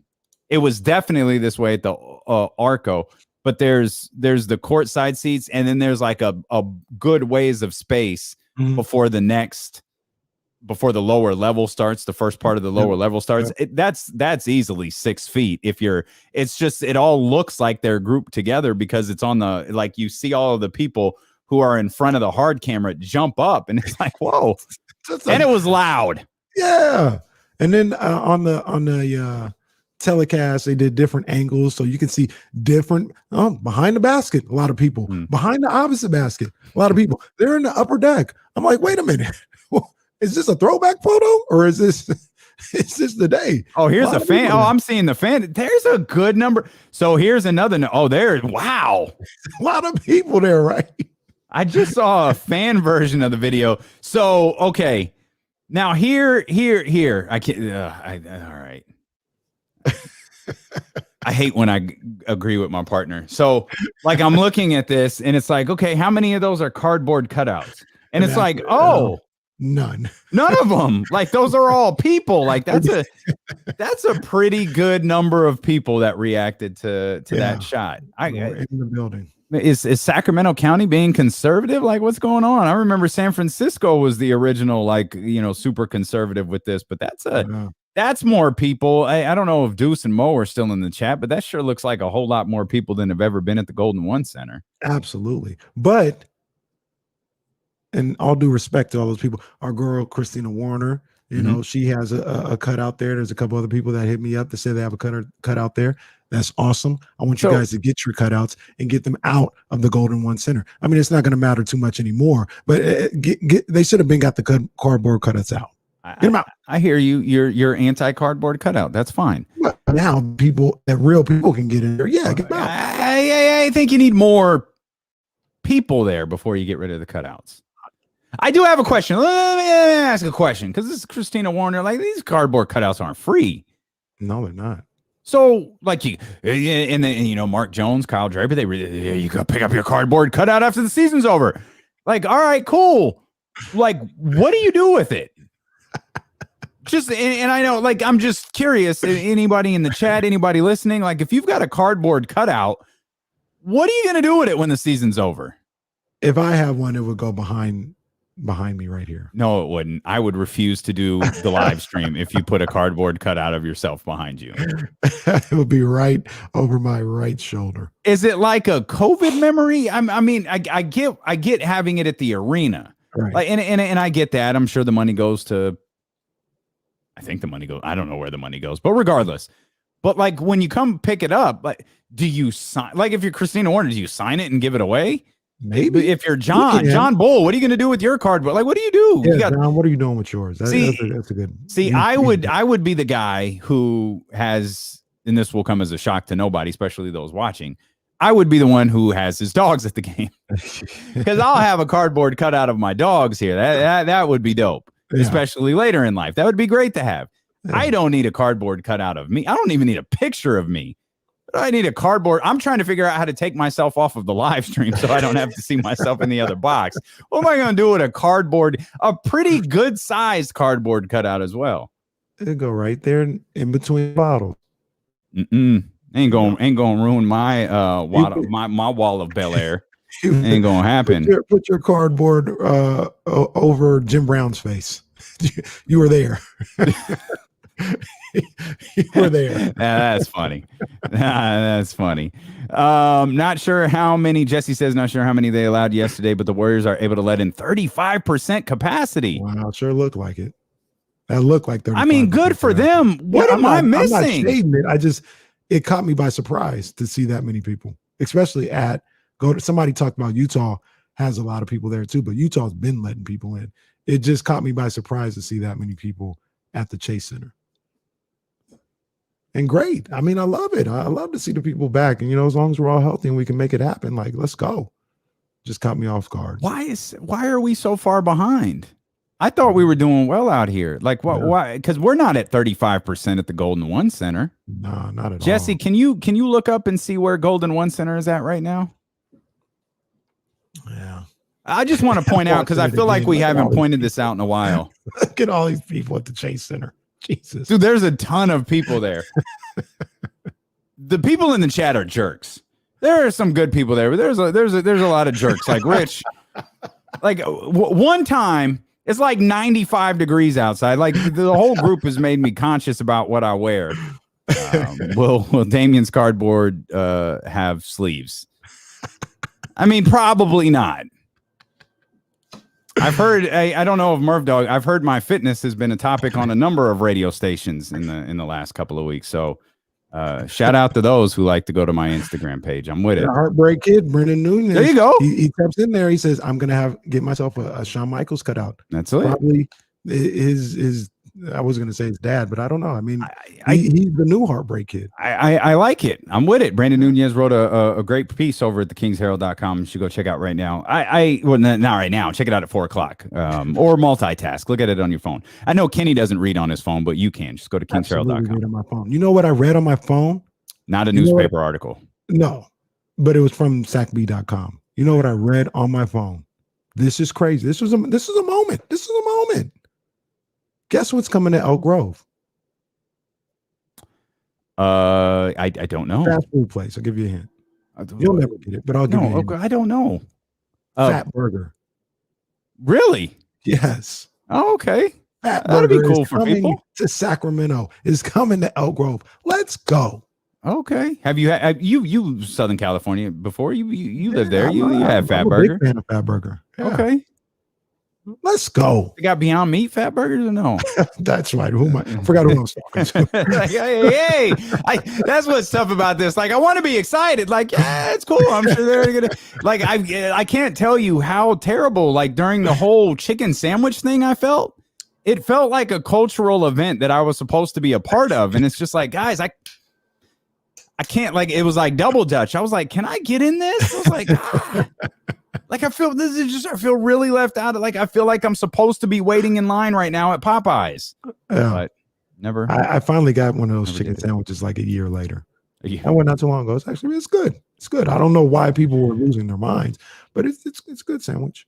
Big facts right here. Beyond Meat Fat Burger equals Burger Patch. One of the best companies in Sacramento, and definitely my favorite fast food restaurant in Sacramento. Absolutely.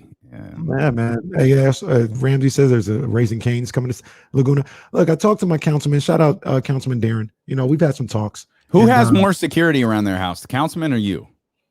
It's like, does he have an estate, or does he just have like a councilman's house? You got the Caraway, estate, and then you got like the councilman's estate. I don't mean to brag, but I got you. It's all right. I don't mean to brag, but yeah, I got you. You ain't got to finish.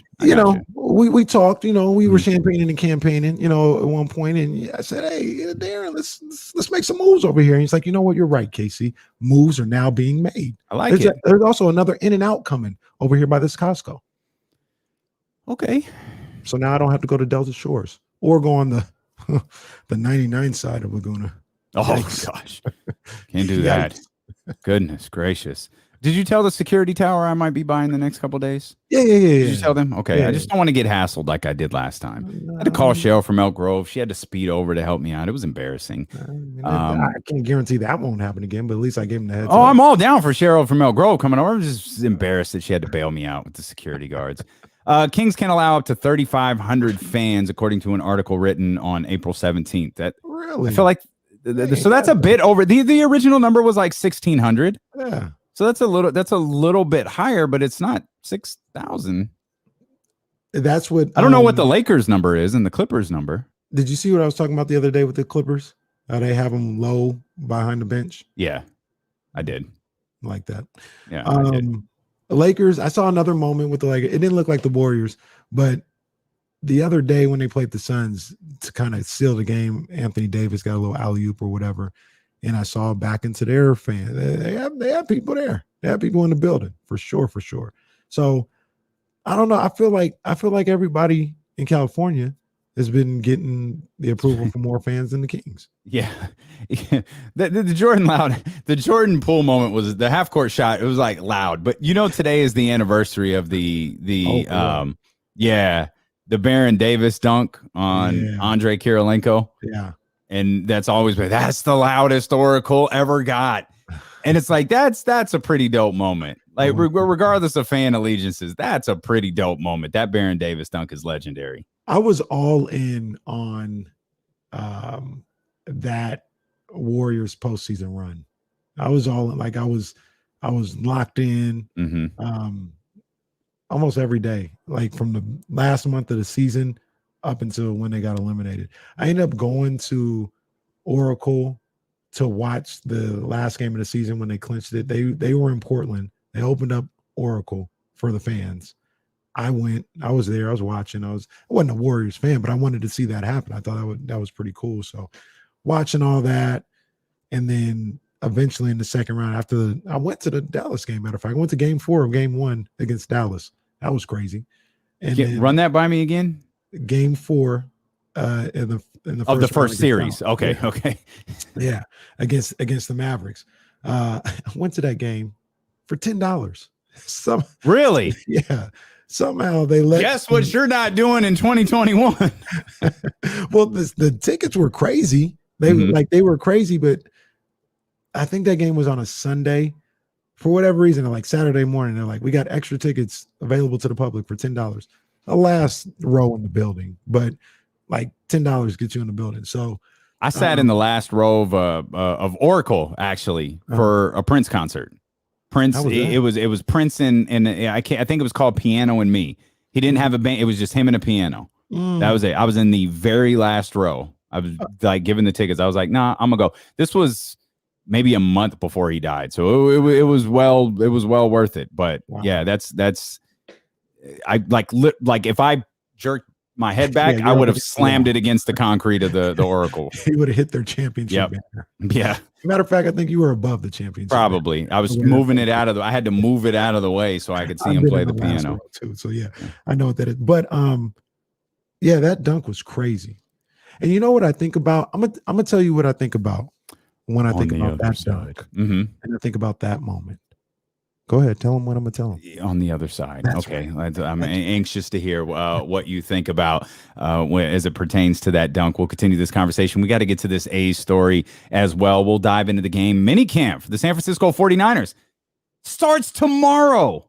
Oh my. Oh yeah. Oh Talk my. about that as well as D'Lo and KC roll along on Twitch, on YouTube, on the Odyssey app, and on Sacramento's #1 sports station, ESPN 1320. Hey, real quick. Hey, I'm gonna drop Brandon. Brian, what's up, baby? This is my guy, Brian and Sack, man. He's a day oneer. Hey, He's been around for a while. B, appreciate you, man. Great to see you. Hey, My guy. Welcome to the party, man. Thrilled Welcome to back. have you here. Yes, indeed. My man, Brian. Okay, I'm sorry. I moved Brendan's tweet, but I know it was something about video games. There it is. Boom. Gotcha. No, he was saying just regular game. What's your favorite game you've ever been to? Oh, favorite games. What's y'all personal favorite games you have ever been to? Is it the gold medal game? Yeah, that's kind of hard to beat. That was pretty dope. Yeah, that's kind of hard to beat. That was I'm pretty trying to dope. think of one. We should answer that on the air. Yeah, we'll save that for there. That's a good one. What's yours? What I are don't your ever- guys's? Hold on. We got issues. I don't ever get no Jack's Urban Eats. You just sneaking out and going without me? Man, come on, man. It's cold. Come on, man. It's disrespectful. That's what you get for taking over the entire room for 4 hours a day. Yeah. That's why when it get 4:02 and the stream is still going, she's looking at you from a distance, like she looking at you like it's Dame time, like 4:02, 4:02. Move it. Oh, that probably was a good one. Oh, Because you I don't do eat even vegetables. I love broccoli. Yeah, that's funny. Love broccoli. But King Vaz, yeah. Man, that would have been crazy. Mavs Mavs Kings versus playoffs. King. I would Ooh. have been young kid. I wasn't that young, but I would have been hot. I would have been hot under the collar during that playoff series. Oh, that's a good one. Boston went to Boston for Golden State and Boston. Kyrie's last season there. Brian, that's major. That's major. Oh, okay. Wow, couldn't even throw any buddy slander in there. Oh, that's cool, Brian, man. That's dope, man. Thanks for jumping in here. Glad to know you've been out there on Yes, Twitch. sir. Appreciate it, brother. Brian's a good dude, man. Always made these cool screen print shirts. That's what's up. Some good stuff. Speaking of shirts, you too can have your D'Lo and KC shirt by going to thedopeones.com. That's thedopeones.com. Use promo code D'Lo KC, not to be confused with D'Lo and KC, just D'Lo KC to get 10% off your order. Again, go to thedopeones.com. Grab your hoodie, grab your tri-blend shirt, grab your regular shirt, grab your baseball shirt, grab your sticker and your insulated water jug. That's thedopeones.com. Use promo code D'Lo KC for 10% off. He's a pro. Okay. I love that we always get the direction wrong when we try to even up with it. Go to thedopeones.com. Get your shirt today.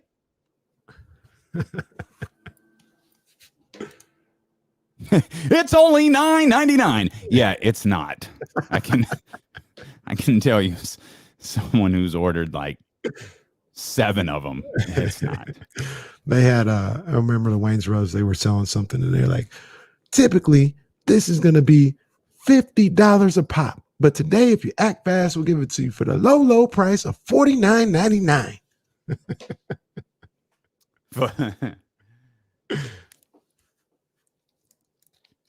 Y'all can make fun of my medium shirt. It don't bother me a bit.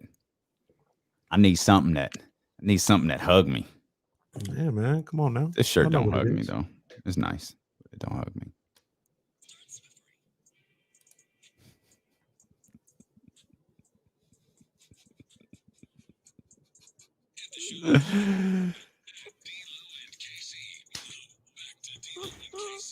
Yeah, we got a great question from our man Brandon Nunez just a couple of moments ago here on twitch.tv/ESPN1320 and youtube.com/ESPN1320. Not only is that a great way to watch the show, it's a great way to interact with the show. It's also a great way to shape the show, as we were talking about the Andre Karolinko dunk. Now, before we get to, or the dunk on Andre Karolinko, before we get to Brandon's question, you said what that dunk reminds you of. That's right. Sometimes you come back from these rejoiners and you do a great job. I need to get back to writing down because that's what I do. I've been doing stuff on the computer lately as opposed to writing down like I normally do. I almost forgot exactly what I was going to say, but I remember it. Baron Davis over Andre Karolinko. Mm-hmm. Place goes crazy. Mm-hmm. About a week or two earlier than that, they had game 3, first round series versus Dallas.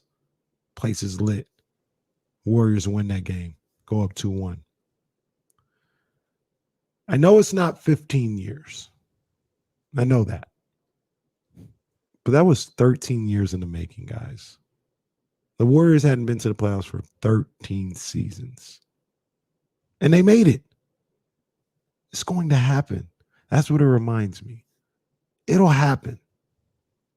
Like I said, 13 is not as many as 15, and it becomes 16, if it becomes 17, whatever the case may be.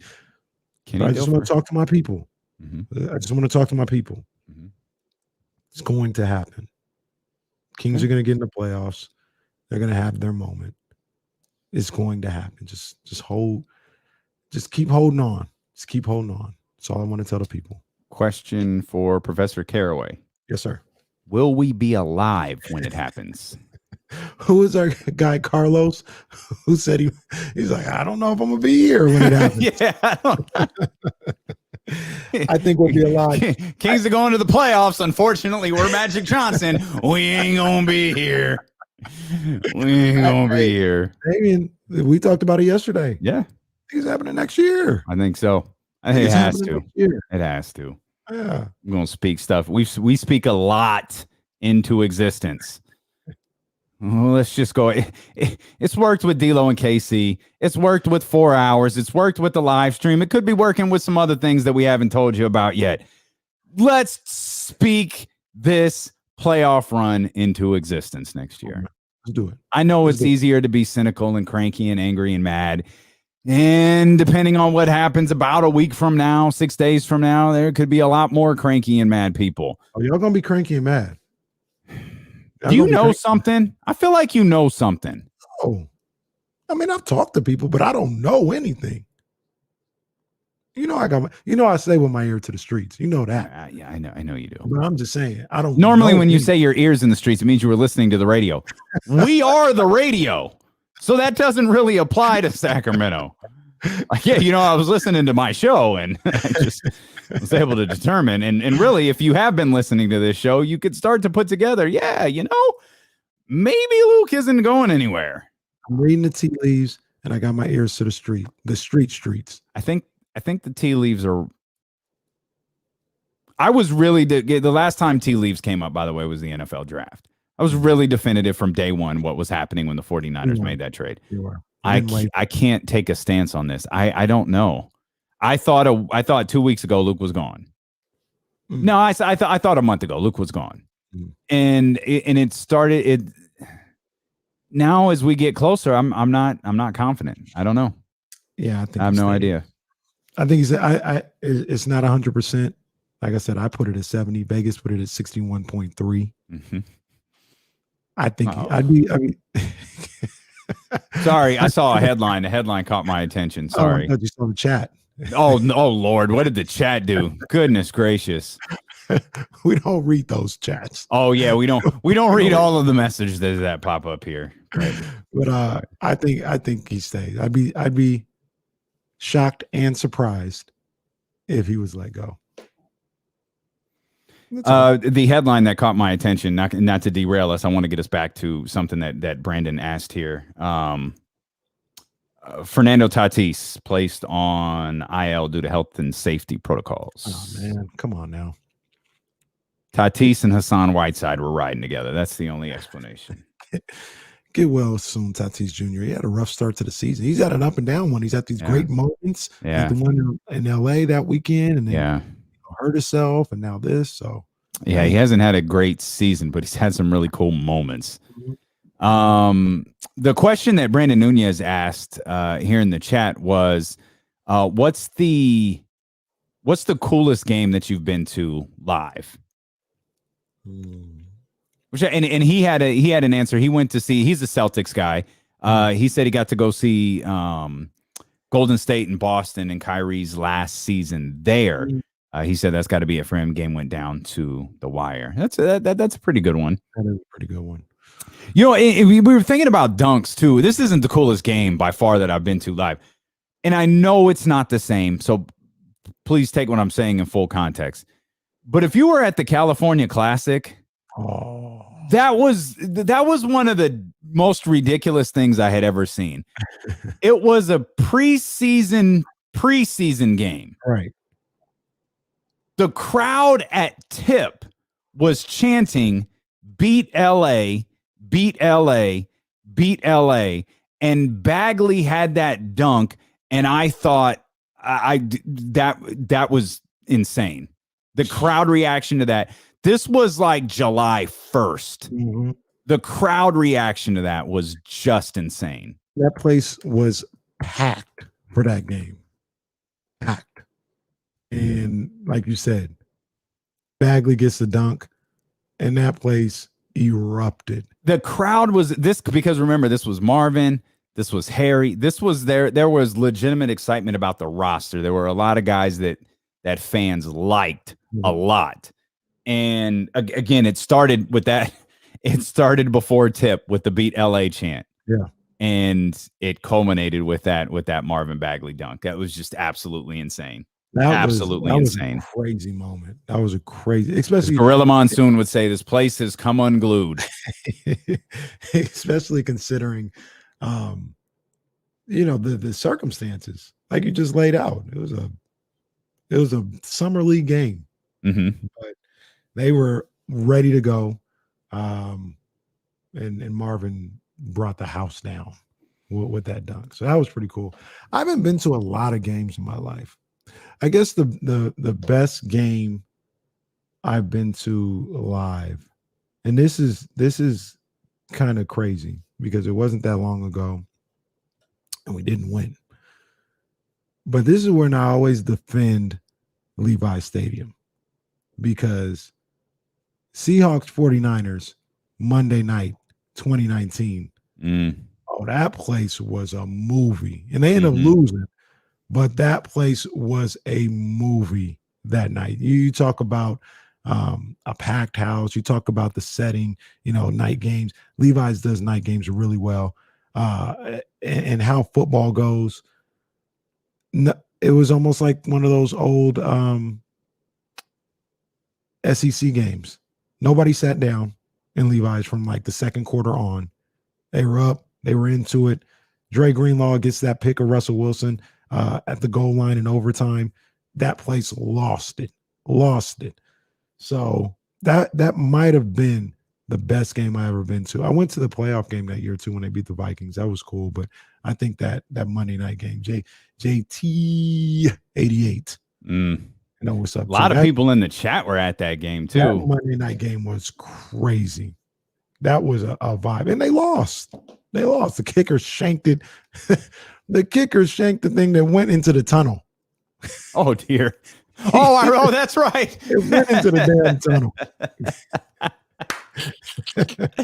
I'm trying to think. I haven't been. I'm trying to think of but there isn't a football, like a particularly memorable football game that I've been to. I've been to some. I mean, I went to a regular season basketball game. It was the Cavs, and I think part of it, like I had a very good seat, and the Cavs were here, Mhm. LeBron had 55. Oof. LeBron had 55 in overtime. And this wasn't like a good, it wasn't a horrible Kings team. Wasn't a playoff team. It was probably 2007 or 8. Mhm. And I remember, as I mentioned, I had a pretty good seat for this one. LeBron shot a 3. I was at the center court area. LeBron shot a 3 from about a foot in front of me. He was easily 38 feet away from the basket, and he just shot it in stride. And to see that dude play at that level in person was amazing. Absolutely amazing. I was at LeBron's first game. That's probably the most historically significant game I've ever been at. Was crazy, I'm sure. Yeah, it was wild. Like, I remember walking in, going to my seat, and just seeing the like swarm of media down there. Yeah. Like around him. Like just on the Cavs side. Like the Kings were still good. They still mattered. Yeah. But there was just this swarm of people down there. And that is I remember his breakaway dunk. I was on the side of the court that he did that dunk on under that basket. Mm-hmm. But the memory of that game will always be walking into the bowl and seeing how many people were surrounding him. That's the one I'll always remember. That's the sight I'll remember. And then, you and I talked about this during the commercial break, the 2008 gold medal game. The energy for that was phenomenal. Creme de la creme right there. Yeah. Creme de la creme. We got Sean P., our guy Sean P. I mentioned him earlier. I said he would fight me to the death about Bron against Michael Jordan. He said he was at that game too. He was at Bron's first game. Sean must have been like 6 or 7. Nah, he wasn't that young because I was about 18. So Sean was probably about 10 at LeBron's first game. Cool memory. Can we shout out the soccer fans in here? Because I can't pretend like I rep these soccer teams. But he said he left his sister's wedding to go to a match. We were 3-0 at halftime. I regretted it so much. Then we came back and drew a 3-3, and they got divorced 6 months later. Oh my Best God. thing I ever did. Oh my! Soccer fans are a different breed, man. They are a different breed. Well, welcome to the show in the Mud Sports. We appreciate you being here, fam. It's all love. Good stuff. All love. That's good stuff. There was one. There was a game in 2019, the Kings game, where it wasn't this all-time moment or whatever, but it was like I remember the crowd went crazy. You remember the Spurs came in here earlier in the season, and the Kings had shown some life of being good or whatever, but it was like, yo, the Spurs are here. They're going to have to figure out a way to get the win. They end up going on a run. They were winning.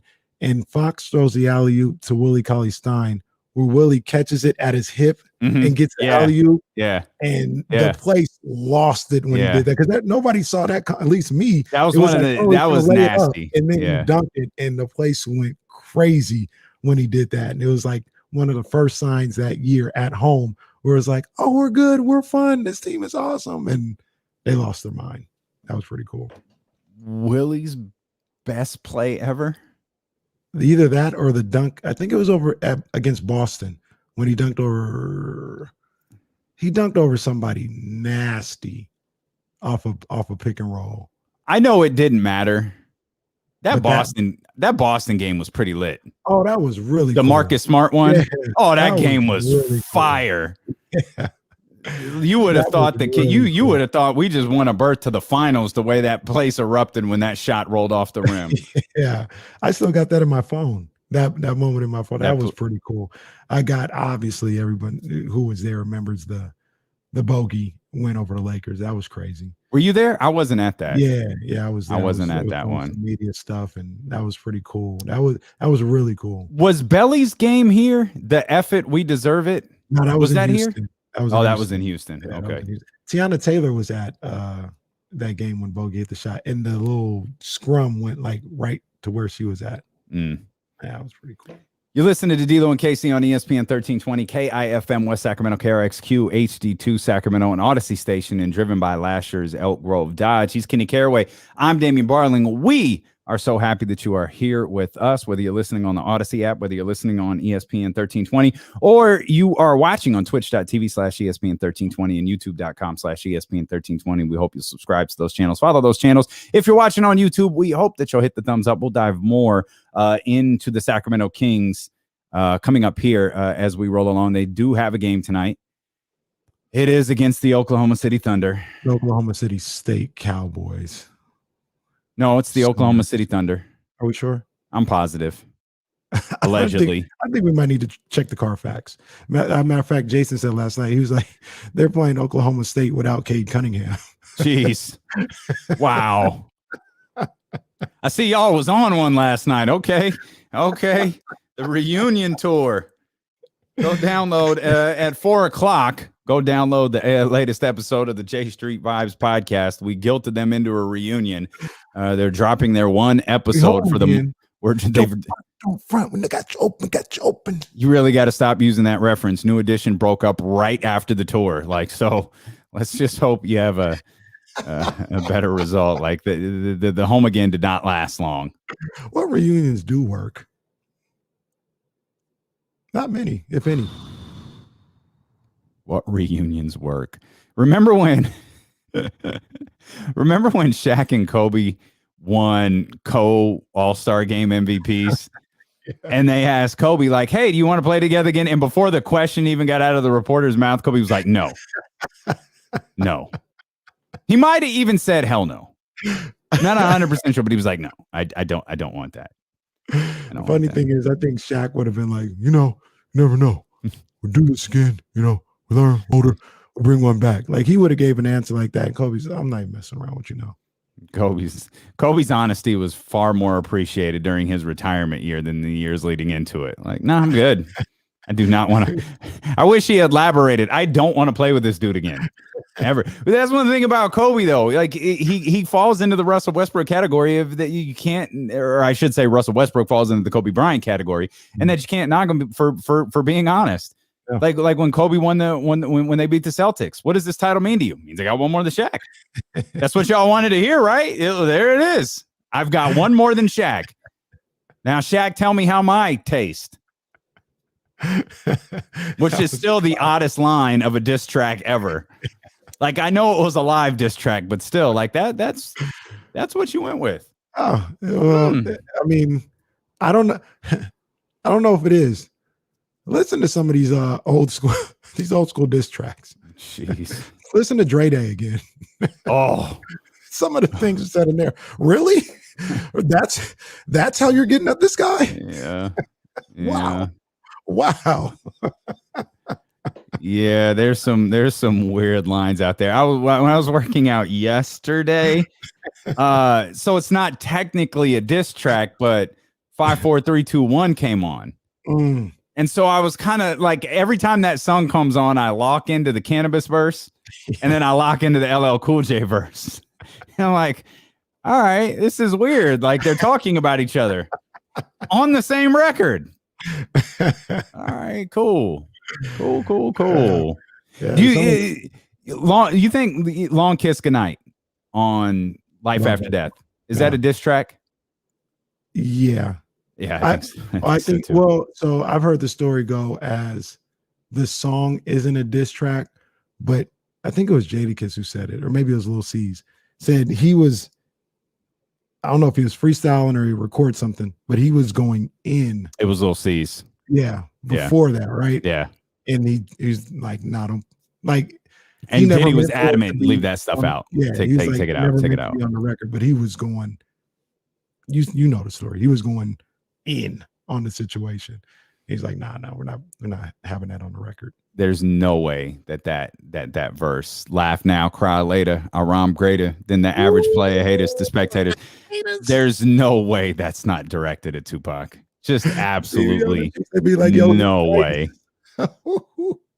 Yeah. But that's on the Lodo. Beat them cats with no dough trying to play me at my show. And when you know the history, it's like, oh yeah, that's Pac. Yeah. He's absolutely talking about Tupac. 100%. And Diddy was like, no, man, no.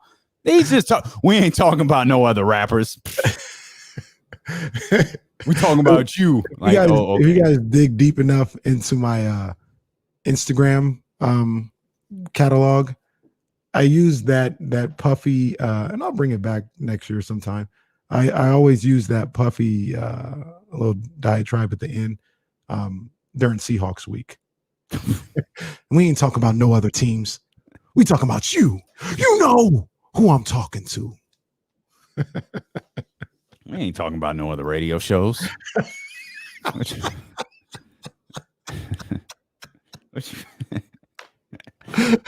about you. What you mean? Ain't talking about no other radio shows. Oh man, this dude Dave, boy, I tell you, man. I can promise you this, so ain't gonna be no Dre Day diss. I don't rap like that. No, nobody raps like that. I don't rap like that. I tell you, some of those records come on and you just wind up going, ugh. What is this? Like, this is terrible. I was like, I really listened to this. This sold 10 million times. Like, all right, let's get out of here. And then not even that, but people was rapping it back.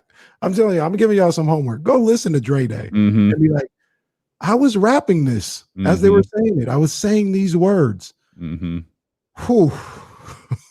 Don't even respect your ass. Now it's time for the doctor to check your ass. Whoa, okay. You used to be my homie. Used to be my ace. Now I want to. Yeah, man. They out there. They out there. With what on my tonsils? With what? I told you I put DMX on. I was like, nah, hey, nope, not doing it. See the DMX album coming out at the end of the month. I'm very nervous about that. Yeah. I don't like posthumous albums. It's like, like, was this meant for public? Like, is this ready? Or did someone find like some vocals and we're like, you know what? Let's add 7 rappers to the song, put a beat behind it, and release it as a record, and people will buy it because they miss DMX right now. But I don't like that. It just depends, because what Jay did with Nip on the Judas and the Black Messiah, that worked. That was perfect. That was a song, though. Yeah, I'm okay with it. I'm okay with a song. I know. I'm okay with a song. I'm not okay with a DMX. Like I told you, I've never listened to duets. And I think I listened to Born Again once. I honestly think that was still in the CD days.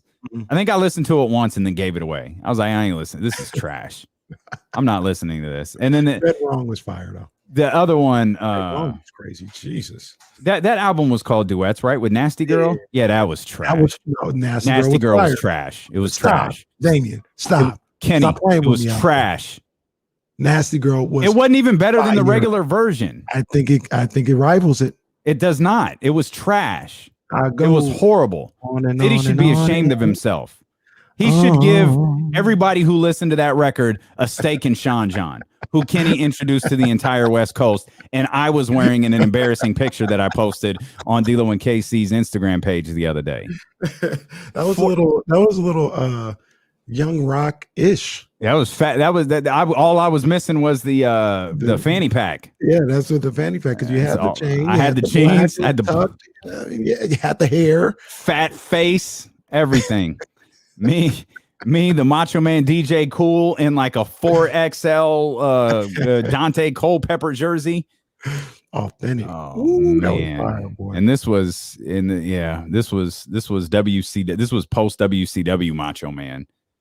Slick back, black hair, black beard. Oh, the Macho Man. Yeah. See, I don't like Hulk Hogan, so I made a record about it. You want a diss track? I'll give you a diss track, brother. Take a listen. Hogan called my parents and told me all about it. Which is a story he told me about Hulk Hogan calling his parents. Oh, geez. I wish I might still have that interview somewhere. Yeah. I have my original Hulk Hogan interviews. I'll have to look to see if I still have the Macho Man one out there.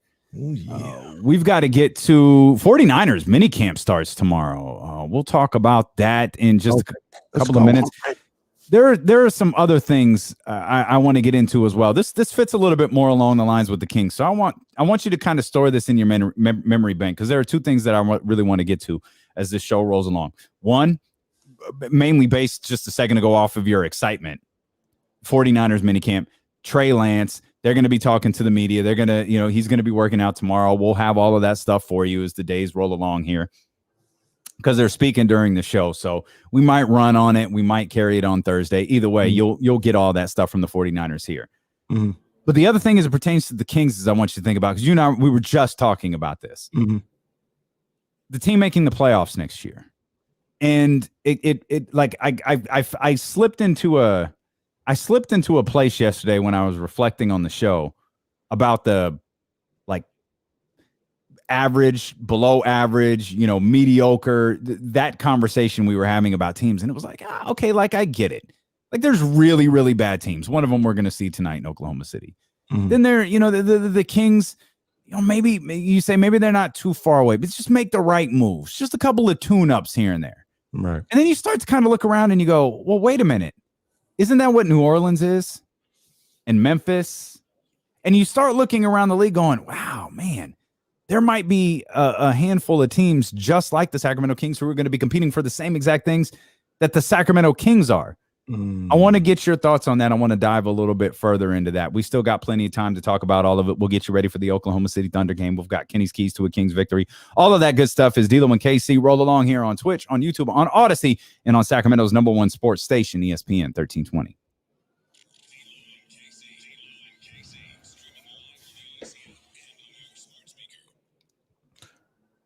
Kenny Caraway here, and you already know what it is as I sit back and I listen to some Biggie, I listen to some DMX, listen to some Snoop, some Dre, whatever the case may be. When I'm vibing out the way I am, I always like to have me a little McQueen and the Violet Fog gin. You know what always gets me every time is that smooth, distinct citrus flavor. It satisfies me. It cools me down every single time. Absolutely no lie about it. I'm telling you the truth when I tell you this. McQueen sets himself apart every single time because there's an unmatched quality in every single bottle. And they get that because the Brazilian gin is produced in limited batches of less than 55 cases per distillation. It's like this. They don't make much, but what they do make is damn good. I can promise you that. You can order it online and try it for yourself at drizzly.com, or next time you're out, go to the store, get you a little bottle. You'll be good to go. If they don't have anything there, let me know. Let Damien know. We'll talk to our guy, Ben. We'll make sure we get the re-up. You'll get a bottle. You'll be good. You'll be fine when you get some McQueen in the Violet Fog gin. Let us know how much you enjoy McQueen by tagging us in your posts at D'Lo and KC and at McQueen Violet Fog so we can spread the word to everybody around this region that there's a new general in town when it comes to your favorite gins out here. It's been 500 years and it's time for a new gin. It's time for McQueen and the Violet Fog gin. KIFM reminds you, be responsible. Don't drink and drive. Kenny trying to get that money from the general too. He's like, Shaq can do. Shaq thing. He can work. Let me work all of these into one commercial. Let's put them all together. Mm-hmm.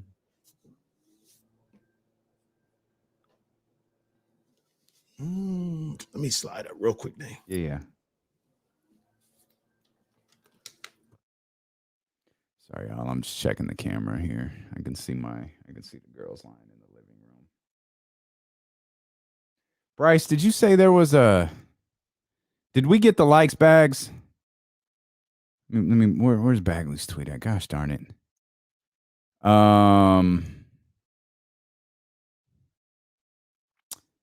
What was I gonna say? Bryce, did you say there was a emergency vet in West Sac?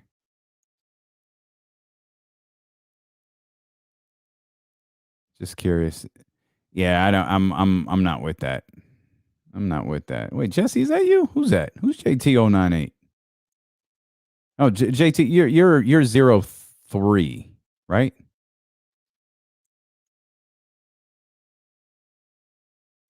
You don't have an Instagram?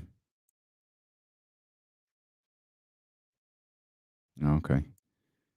Can we get them 9 more likes from my man Bagley? So there's an emergency vet in Roseville right now. I have one. There's one that is an emergency. I think I'll just have to. It's not the one isn't that far. It's just down I-5. I can get on that. That's no problem.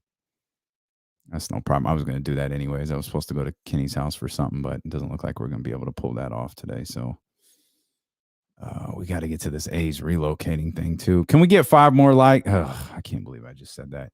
If y'all are in the chat and you haven't hit the thumbs up yet, particularly there on YouTube, can you go on and get that thumbs up for all the juveniles in there?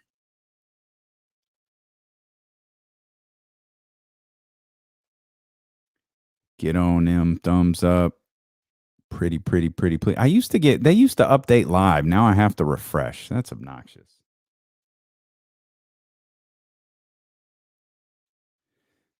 Yeah, go on and hit them thumbs up for the homie Bagley and John and all of the up there it is. All right. Thank you.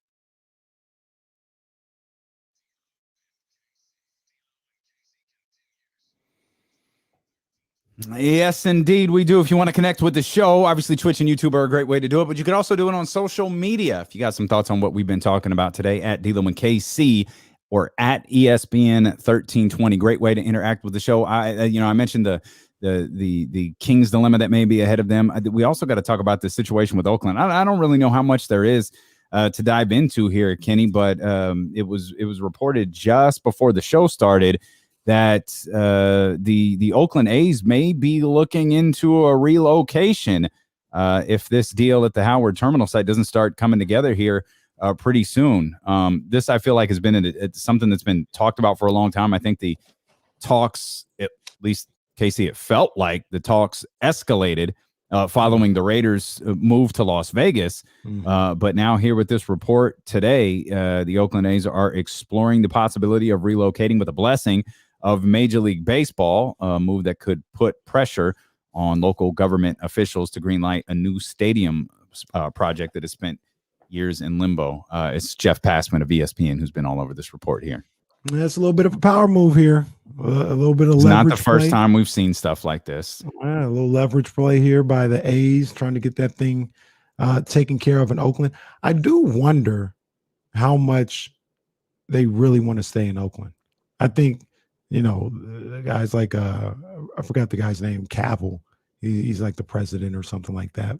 I think he wants to stay in Oakland. I think he's good. But the owner, Fisher, who would actually, like, from everything that I've heard, read, talking to A's fans, one of the worst owners in the game. Absolutely one of the worst owners in the game. But he wouldn't qualify for him to have to sell, Damian, because he makes the playoffs. Okay, that's under the D'Lo plan of selling. Okay, I got you. Well done. Which is well done. It seems like it's a conundrum that we have to fix in the bylaws of that, because all A's fans are like, this guy's terrible. Well, given the fact that we made this all up ourselves, we can actually do it. Like we can most definitely we can write in whatever special rules we want. Like, this is literally our rule. That's fine. But it's a leverage play. But I do think that it's time for a decision to be made one way or another with the Oakland A's. And they can't just keep being in limbo with the stadium and not doing any upgrades to the Coliseum or whatever, and not having the fan support, at least ticket-wise. Like, that's the killer for them, is the fans don't show up. They don't show up to the games. I don't know why. It's a good fan base. There's a lot of good A's fans. They don't show up to the games for whatever reason. But that's not helping their cause. So if this thing doesn't get done at the Howard Terminal, there's time to move on. And I'm going to tell you right now, Sacramento will be a great baseball market. A great baseball market. I want them both. Okay, I want them both. I want them both to happen. But if you told me I can guarantee you one, MLS or the A's, I'm taking the A's. I'm taking the A's, baby. I think they could do it. I think from the A's, I'll move to a market like Sacramento, be a good look. I mentioned earlier, Vegas, I think, if we had to put odds on this, I think Vegas is in the lead. I think Sacramento might be above Portland, but I think Vegas is in the lead. Okay, I didn't know Vegas, like hockey, football, the WNBA. They do a great job with the WNBA out there. They're going to get and baseball. They're going to get NBA. Man, really? I can make the argument they might get it before Seattle gets it back. Ideally, they probably want to get them both at the same time. Maybe move Memphis to the East or something like that. But yeah, Vegas is going to have all the major sports in the next 10 years. Can I derail us? Because I just can't take my eyes off this. Sure. I'm really sorry. Is there anything else that you want to add to this? Like, I mean, this is in like the early stages. Everybody is familiar. But everybody's familiar with what's been going on in Oakland, and this has been going on for a long time. It escalated following the Vegas the Raiders departure, and it feels like it's just been sitting there. There's been like I think it's a $12 billion mixed use development thing that is supposed to have been in the works, and it's not. And now I think the A's are kind of sick of sitting around and waiting, and they're like, yo, what are we doing here? Like, are we going to get this? Because no matter, you can shine up the Coliseum all you want to, it's still a dump. Yeah. And for Oakland to have lost now I was critical of Mark Davis, and I believe rightfully so. But when you start to look around and you go, wow, the Warriors left, the Raiders left, and now you might lose the A's too. I can't blame Mark Davis. I mean, there's a common denominator in all of this. I can't blame Mark Davis. I don't think it wasn't going to happen, and they weren't going to let it happen. The only thing I'll say to conclude on this one is people want to know, if the A's came to Sacramento, would I change my alliances? And I'll tell you like this. Number one, it would be perfectly fine for me to have an American League team and a National League team. So there would be that in play. I didn't know that. And I would be like Spike Lee with the Brooklyn Nets. I love that they're in the hometown. I'm going to support them to do well. But like Spike is a lifelong Knicks fan and he can't turn back. I'm a lifelong Giants fan. I can't turn back. But I would support the Sacramento A's. Absolutely. It'd be all love. In the World Series, though, because the Giants have some championships recently, real ones, unlike the Dodgers, I think I might even go for the Sacramento A's because I would want to see Sacramento win a championship. Okay. Yeah. But the Giants will be the number one. I don't know how many people know that Spike Lee, a cousin of D'Lo and Casey's show, as he's working with the Dope Ones, Donnie Ramsey, dopeones.com, if you want to go search over there and see what surprises pop up. I think Donnie's on his way to New York to hang out with Spike Lee. So Spike Lee, technically, family here. With D'Lo and Casey. 916-349-1320. Let's get Ramsey on here. Ramsey wants to talk baseball. Ramsey, what's going on, baby? Not too much, gentlemen. I have a little bit more inside information about the but here's the major issue. If the Oakland City Council, Mayor Libby Schaaf has been basically meddling her feet, not just, like you said, not just with the A's, but she let the Raiders walk. She let the Warriors walk.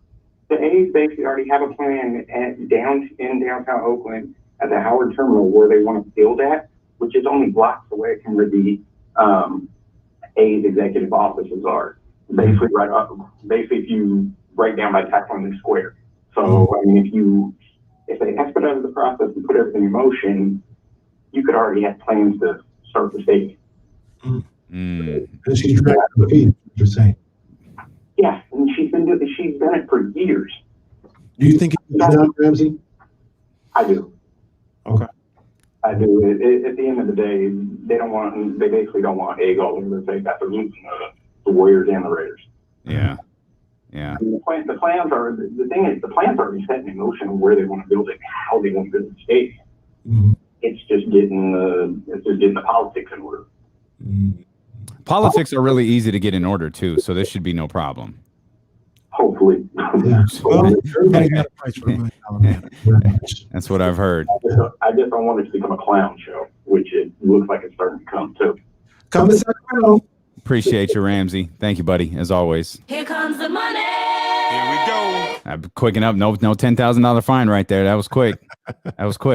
I told you something, and we'll follow that story as much as we can. I told you there was something that caught my attention that I wanted to bring to your attention because I'm guessing you probably haven't seen this yet. Okay. Our guy James Ham, who now we clearly have to book for tomorrow's show. Oh boy, James Ham talked to Monty McNair. Really? James Ham talked to Monty McNair, and there's a particular part that I want to point out to you because it's been bothering me since the moment that it first surfaced, and I know where it surfaced. I remember distinctly where it surfaced from, but I wanted to bring this to your attention because we've discussed it. First line in James Ham's article: what in the world is a gap year? Scroll down to the first quote from Monty McNair. We've never used that term, so I'm not exactly sure where it originated. When I came in, I think we all understand the history here. Obviously, the great teams of the late 90s, early 2000s, but clearly frustration about not getting back to the playoffs. We sat down, and there is really no way to solve that. So he goes on in more from James Ham here. Basically, McNair was saying that there isn't a magic pill that would turn a 31-41 team into a contender overnight. More pieces were needed than the team could add during an abbreviated offseason. You said, yes, there is a magic pill. I assume the magic pill's name is Chris Paul. Yeah, okay. that's fine. Again, one other line, because I'm going to harp back to the gap year thing. I think there is a lot of talent on the roster, a lot of picks in the cupboard, and we're trying to figure out how we can continue to position ourselves to make the playoffs, whether that happens this year or next year or the year after or whenever it does. We hope, obviously, the sooner the better. So that's courtesy of James Ham. I'll work on getting James Ham on the show at 4:01 today. I promise getting him on the show tomorrow. I told you when that term first popped up that I didn't like it. Mm-hmm. And I told you that I didn't, that this doesn't feel like the word, the term gap year was put in quotes, which means somebody said that to them. Right. This is the part that kind of gets difficult sometimes when you're on the radio. You really have to take into consideration when you're reading reports where these things are coming from. And when you read a succession of them, you can start to put those pieces of the puzzle together yourself. If you're really in tune. Now, not everybody is in tune with this stuff. Not everybody lives or dies by every report from The Athletic or every report from James Ham that comes out there. And I completely understand that. But when you read reports from a certain publication over and over and over again, you start to realize, yeah, I can start to piece this together. That I knew there was no way that gap year came from the front office. I knew it. That is not something, even in the little bit that we've understood from Monty McNair. And when I say little bit, you may not be able to see me. I'm doing the old little thing where my fingers are, centimeters apart. That's the amount that we know about Monty McNair. Right. This gap year thing never fit him whatsoever. This came from somebody else. Again, read some previous reports, and you can probably figure out it came from one of the meddling minority owners. It came from one of the people who've got the Athletic reporters on speed dial, who can't wait to bitch and complain about something, or throw a knife in the back of Brandon Williams. Throw the knife in the back of somebody else out there. Like, just be aware of what you read, even when it's reported by reputable people. Right. Be aware of what you're reading. Right.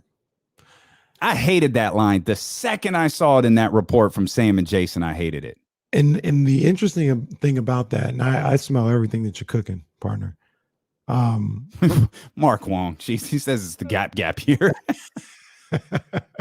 Shout out to Mark too. Mark is always he makes sure we're on top of everything. Yeah. Shout out to Mark. But it's like Monty and the organization didn't say that, but there was a level of patience that they started the year with. And that level of patience, I don't think it was conducive. I was wrong because I thought they had enough talent on the roster, but looking at it as it played out, it wasn't conducive to contending, so to speak. They didn't have enough guys. and enough players. And I would really wonder how they viewed this season.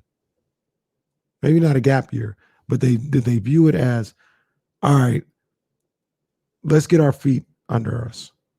Let's calm down. We'll take this first 2 months, 3 months to evaluate what we have and what we can move off of, and then look to try to get this thing ramped up. I don't know the answer. I'm trying to figure out how, because looking back at it, I mean, they had guys that literally, maybe it's unfair to say they weren't going to play, but Beil and Parker weren't playing. They weren't playing. So that was your rotation. Beil quit. That's the whole thing. Maybe they had Jabari. I can't explain. Beil quit. Maybe they had hopes of playing him, and Beil just quit on him, and that threw a monkey wrench in everything they were doing. And Jabari is seconds only Hassan Whiteside in terms of his trips to the health and safety protocols list. Remember, like he was on it. Like, and I'm not trying to be. What he on it like 3 times? Yeah, that's right. That's right. So that I mean, it's tough to get into and I wanted to see Jabari Parker's training camp. Oh, that was what everybody was talking about, right? We never saw him. Never saw him after that.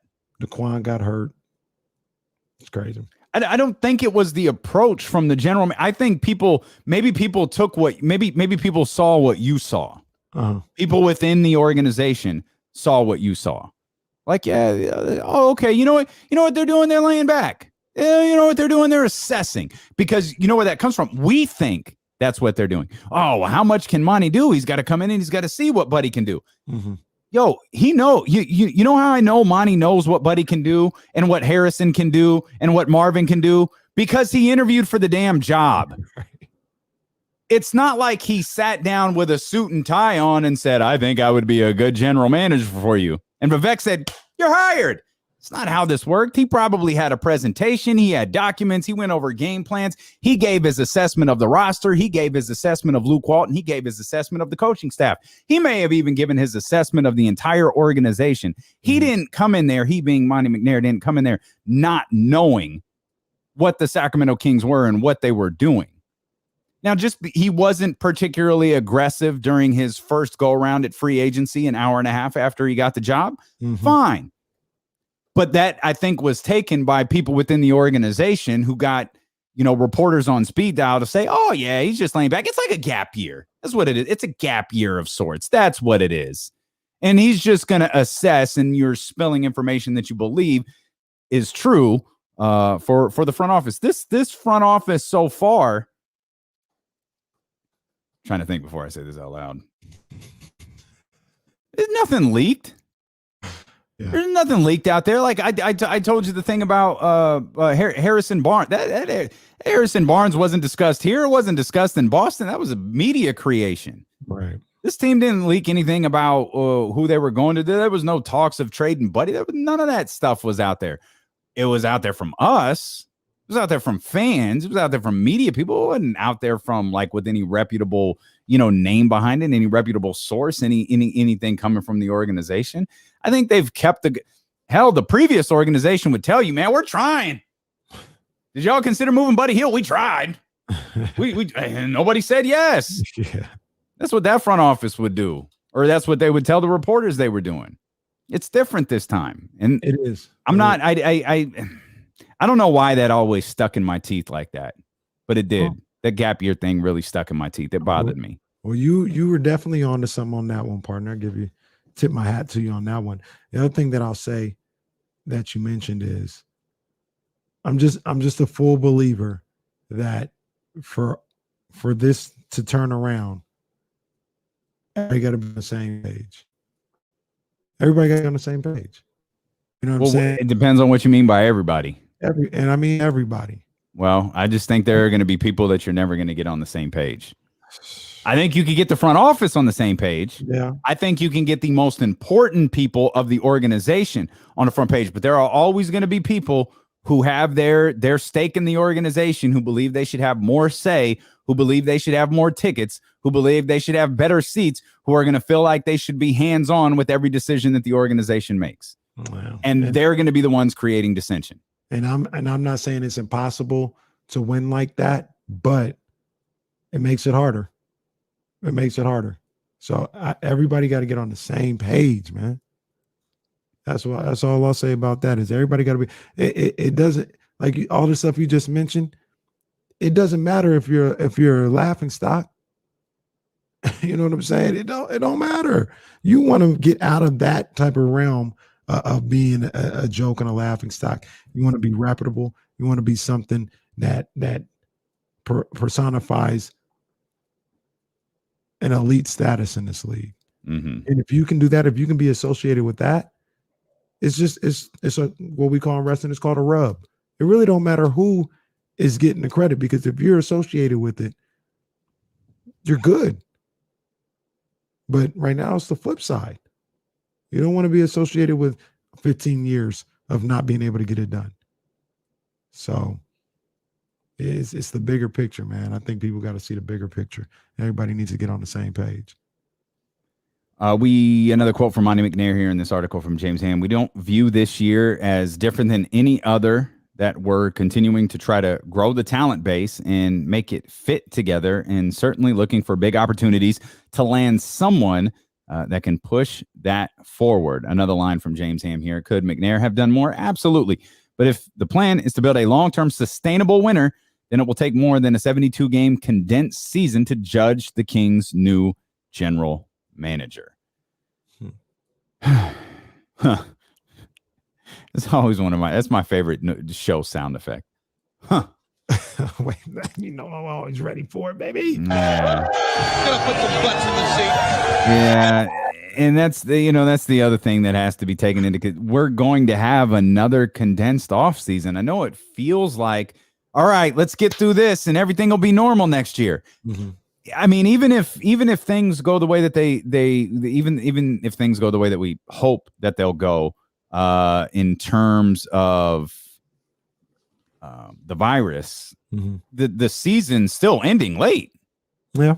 You know what I mean? Like regardless of if we're getting 82 games next year, we're probably, and I'm confident we're getting 82 games next year. I'm sure the league in the play, I'm sure everybody is desperate for it. It's going to be a condensed off season again. Yeah. So maybe this time he'll be a little bit more prepared for it, but sorry to interrupt. No, I was just going to say it's going to be about a month shorter. So that is shorter. It's obviously not like what we saw here where the off season was a month, not a month shorter. It was like a month. So it'll be a little different from that. But like you said, maybe I'm sure he's going to be more prepared for it. It's going to have a lot more of a sense of normalcy than what was just experienced by everybody involved, with the league being on pause for like 4 months. Yeah. March to the August, very end of July. I think it was like literally the last day of July. Yeah. So yeah, man, it's Monty. The goal is right in front of you. Myself, Dave Deuce Mason, Damian Barling, we're all on the same page. Playoffs are a must next year. Got to make the playoffs. Another thing I'll be interested to ask, Ham about is, and I'm going to text him during the next commercial break. A line he put in here: his team is likely to miss the postseason once again, which won't appease a fan base hungry for a playoff berth. But if standing pat for a season translates to something more down the road, then maybe it was worth it. Did they really stand pat? And I feel like we look at it, they didn't move Harrison, they didn't move Buddy. There was nothing like dramatic. But they completely overhauled the bench. Like, if you're feeling positive, you meaning Kenny Caraway, you meaning you Kings fan that's listening, you're probably feeling better because of the players that Monty acquired at the trade deadline. Mm-hmm. I don't feel like he stood still. I don't think so either. I mean, I think very literally he didn't stand still and stand pat, because you got a whole new, like you said, a whole new bench that came in here and performed and had a lot of responsibility to what they were doing. But when I hear that, I hear they traded guys that weren't going to be here, that didn't have a lot of contract, that they were insequential to the future of this franchise. So I hear Stan Pat, and I think about your Bagleys, your buddies, your Barnes, even Holmes. You know, you stayed with those guys and you added around them. Maybe to some people, that's the core. Sure. Just the core for me, though. Just the core. Yeah, but for some people, it's the core. Like, that's fine. In Monty, you know, Monty's looking to add to the core. We've got to hit Monty to what the core is all about and get him on board. And I'll reach on the show. We need to talk okay. about Monty. We do. We do. You got the stroke in the organization, man. I don't know. Hey, I get left on red, but you get responses within minutes. Sure, I'll get you Tyrese in 10 minutes. We got you, fam. What you need? So shoot him the Monty McNair text. See what happens. Hell, we need to get Metu above all else. I mean, it's the only show on the planet. Like, we could get a text from the Kings. Who you want, Monty McNair or Metu? Ooh.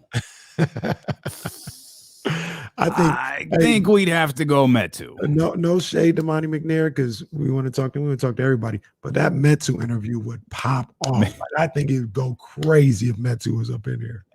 That's legit. We'll try to get this done. It's not the easiest hill to climb, but Kenny got all the strokes, so we'll see if we can make that happen. We'll come back. There's more Kings things I want to talk about, including how many teams they're going to have to compete with in the offseason. We'll dive into BetQL as we roll along. Kenny's keys to a Kings victory. We got a lot more ahead as Dulo and KC roll along on Twitch, YouTube, on the Odyssey app, and on Sacramento's #1 sports station, ESPN 1320.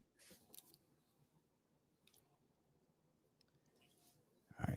Take 1 second. Yep. Texting him too. I'm going to lean here, guys.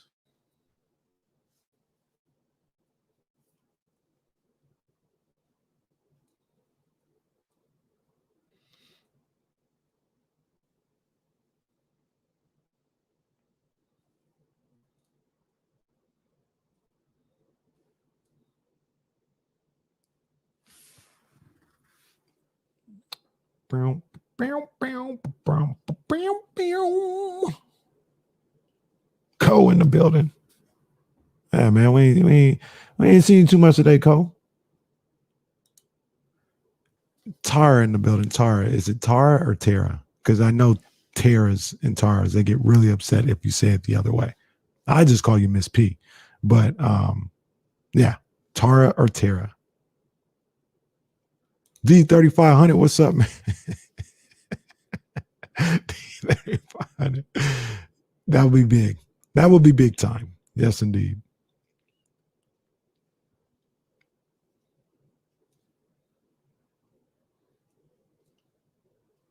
Yo, Isaac, what's good? What up, man? How you doing, man? Hope everything good with you. I forgot what the first one I said. Tara. I think that's what I first said. Tara. Ramsey, is this a 2-game series that the Giants are playing? Because why are they playing it in the daytime on a Tuesday? It's got to be a 2-game series, correct? Bryce, what you talking about, man?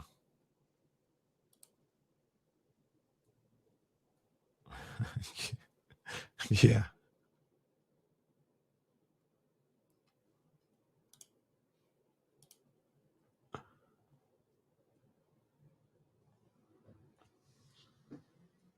He's making money moves. Macho man. I got to show him that when he gets back. Yeah, so Randy, that's the only thing that makes sense. Tuesday matinee. That'll be a 2-game series.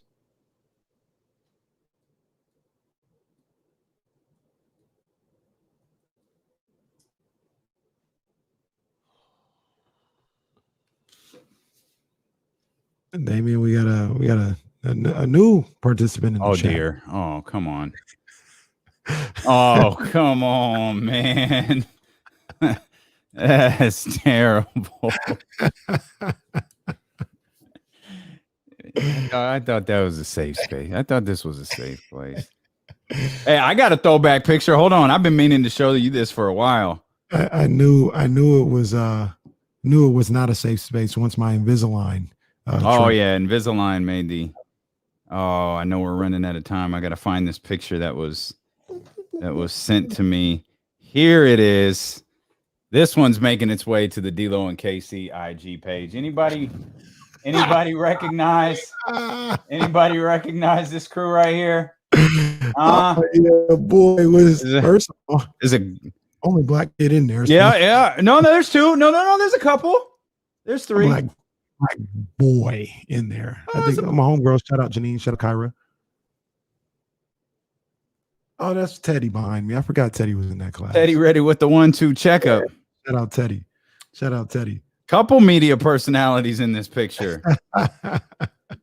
Yeah, I think we'll put that one over there on the D-Lo and KC fan page. Days, man, we gonna Instagram page. Campaign, man. Champagne campaign. Have a good little time out. Oh, Chris would be super down. Yeah. Oh yeah.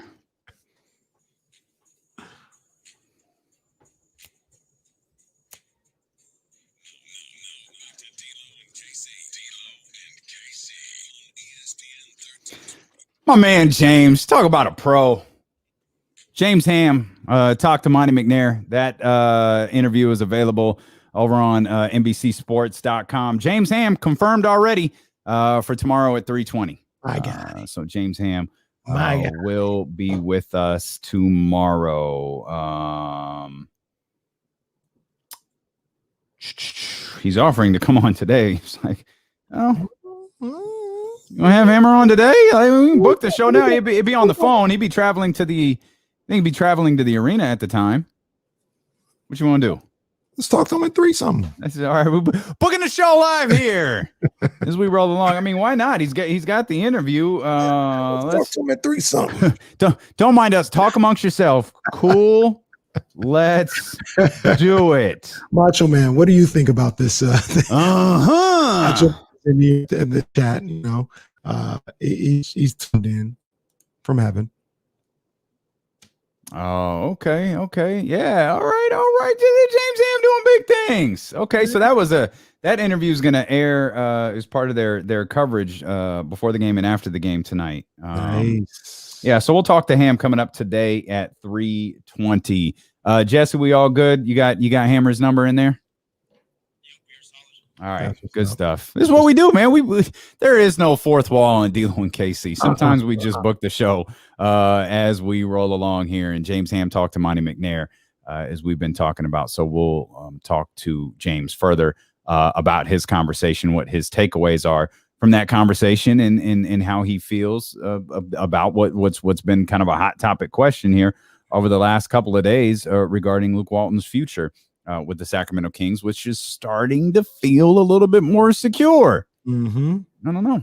We'll see. It is. I have the number at 70%. I'll let you guys know if it changes at all, but I have the number at 70%. The KC betting book? Yeah. We're going to make that a thing? Download the KC app today? Yeah. In conjunction with BetQL. Mm-hmm. It's BetKC. Just go to betkc.com. Don't go to that. I have no idea what will pop up. Please do not. Please do not do any such thing. Since we're talking about the Kings, we got Ham. We'll get to the 49ers in mini camp and Trey Lance. Trey Lance is going to be speaking tomorrow. He's going to be practicing tomorrow. I imagine you're pretty excited. Yeah. Boy, sling that thing. Man, can we run some sound back from like a month ago where my brother was he was E40 dusted and disgusted. I'm stressed. No, I'm not, because I got that. You boy was counting down. You had Kyle Shanahan on the Redfin app looking to sell his. You was trying to find Kyle Shanahan and John Lynch real estate agents. By the way, they could probably make a killing selling their house in this market right now. God almighty. If you're looking for a house, stop. It's a bad place to be right now. Redfin is a dark. You think King's Twitter is a bad place? Go to Redfin looking to buy a house. That is a dark place right now. But you was ready to ship everybody. He'll be fired. He'll be gone. Him, Jimmy Garoppolo, John Lynch. They'll be gone. We'll have a new general manager in here, and we'll have Mac Jones as the quarterback. He was going to be out in 3 years too. It was going to be a disaster. Damien, it was going to be a disaster. But it didn't happen. But it all flipped around. As much of a disaster as that was ready to be, it is a glorious time to be a 49ers fan right now. Glorious. Not only do you have a playoff / I mean, people might, I ain't afraid of, I ain't scared of y'all. A possible Super Bowl contender right now. Right now. You have that. But then you got the future. You got the future right now. You got a top 3 pick, a top quarterback pick, a prospect that people were fawning over, that has a ceiling as high as anybody's. And you got him just ready and waiting. Not to mention going along with some of your youngsters that are already there. I mean, do we forget about Deebo Samuel? Do we forget about what Brandon Ayuk did last year? I don't think anybody forgot. Dude, I know you didn't forget about drafting Trey Sermon. Oh, I did not. Running back for this team. I did not. A team that couldn't even run the ball last year because the O-line was suspect and all the running backs kept getting hurt.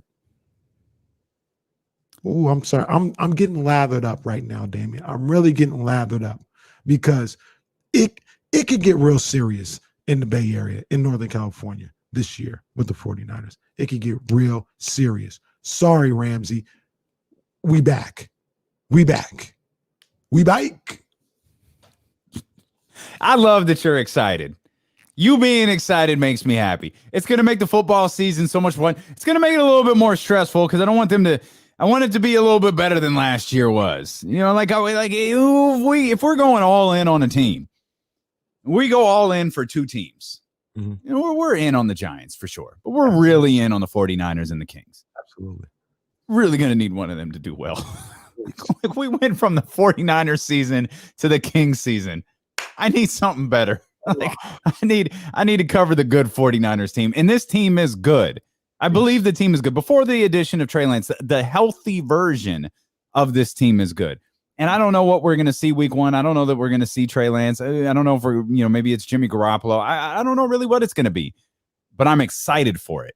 You know what I mean? And that's fun. And just the guys coming back alone, I think, is reason enough for Kings fans to be excited.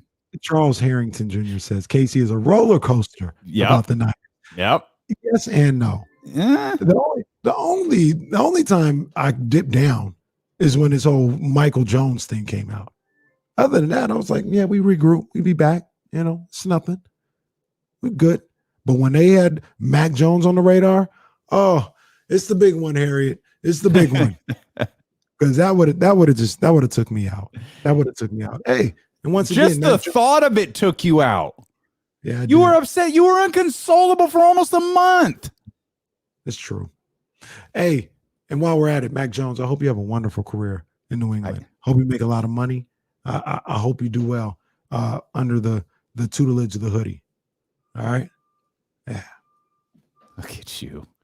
You are ridiculous. Shout out to Mr. Brooks over here on Twitter. Hit us up on at D'Lo and KC.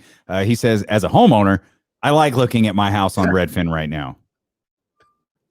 I guess there is a certain group of people that look like that like looking at real estate prices right now. I can tell you, I ain't one of them. Listen, me right now on Redfin is Kenny when they thought he was drafting Mac Jones. That's me. That's every time Kenny opens up a Chris Biederman report. Every time Kenny opened up Kyle Matson over on Niners Wire. That 3-week stretch. That's me every time I look at real estate prices. What does AB say? AB as in Antonio Brown. Business is booming. For one of us. Certain.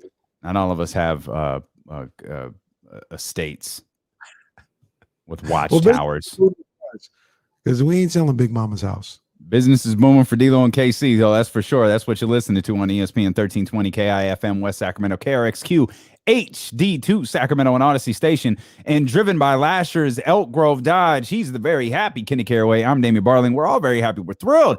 Our man James Ham going to join us coming up here in about 25 minutes. James Ham had a conversation with Monty McNair that you can see tonight immediately following the Sacramento Kings and the Oklahoma City Thunder. So we'll talk with James Ham about that conversation coming up here in 25 minutes. James Ham, always so generous with his time. I'm sure he's going to be heading into the Golden One Center at the time we're talking to him. So that'll be a great time to talk to him. How many there happen at the Golden One Center tonight? 12.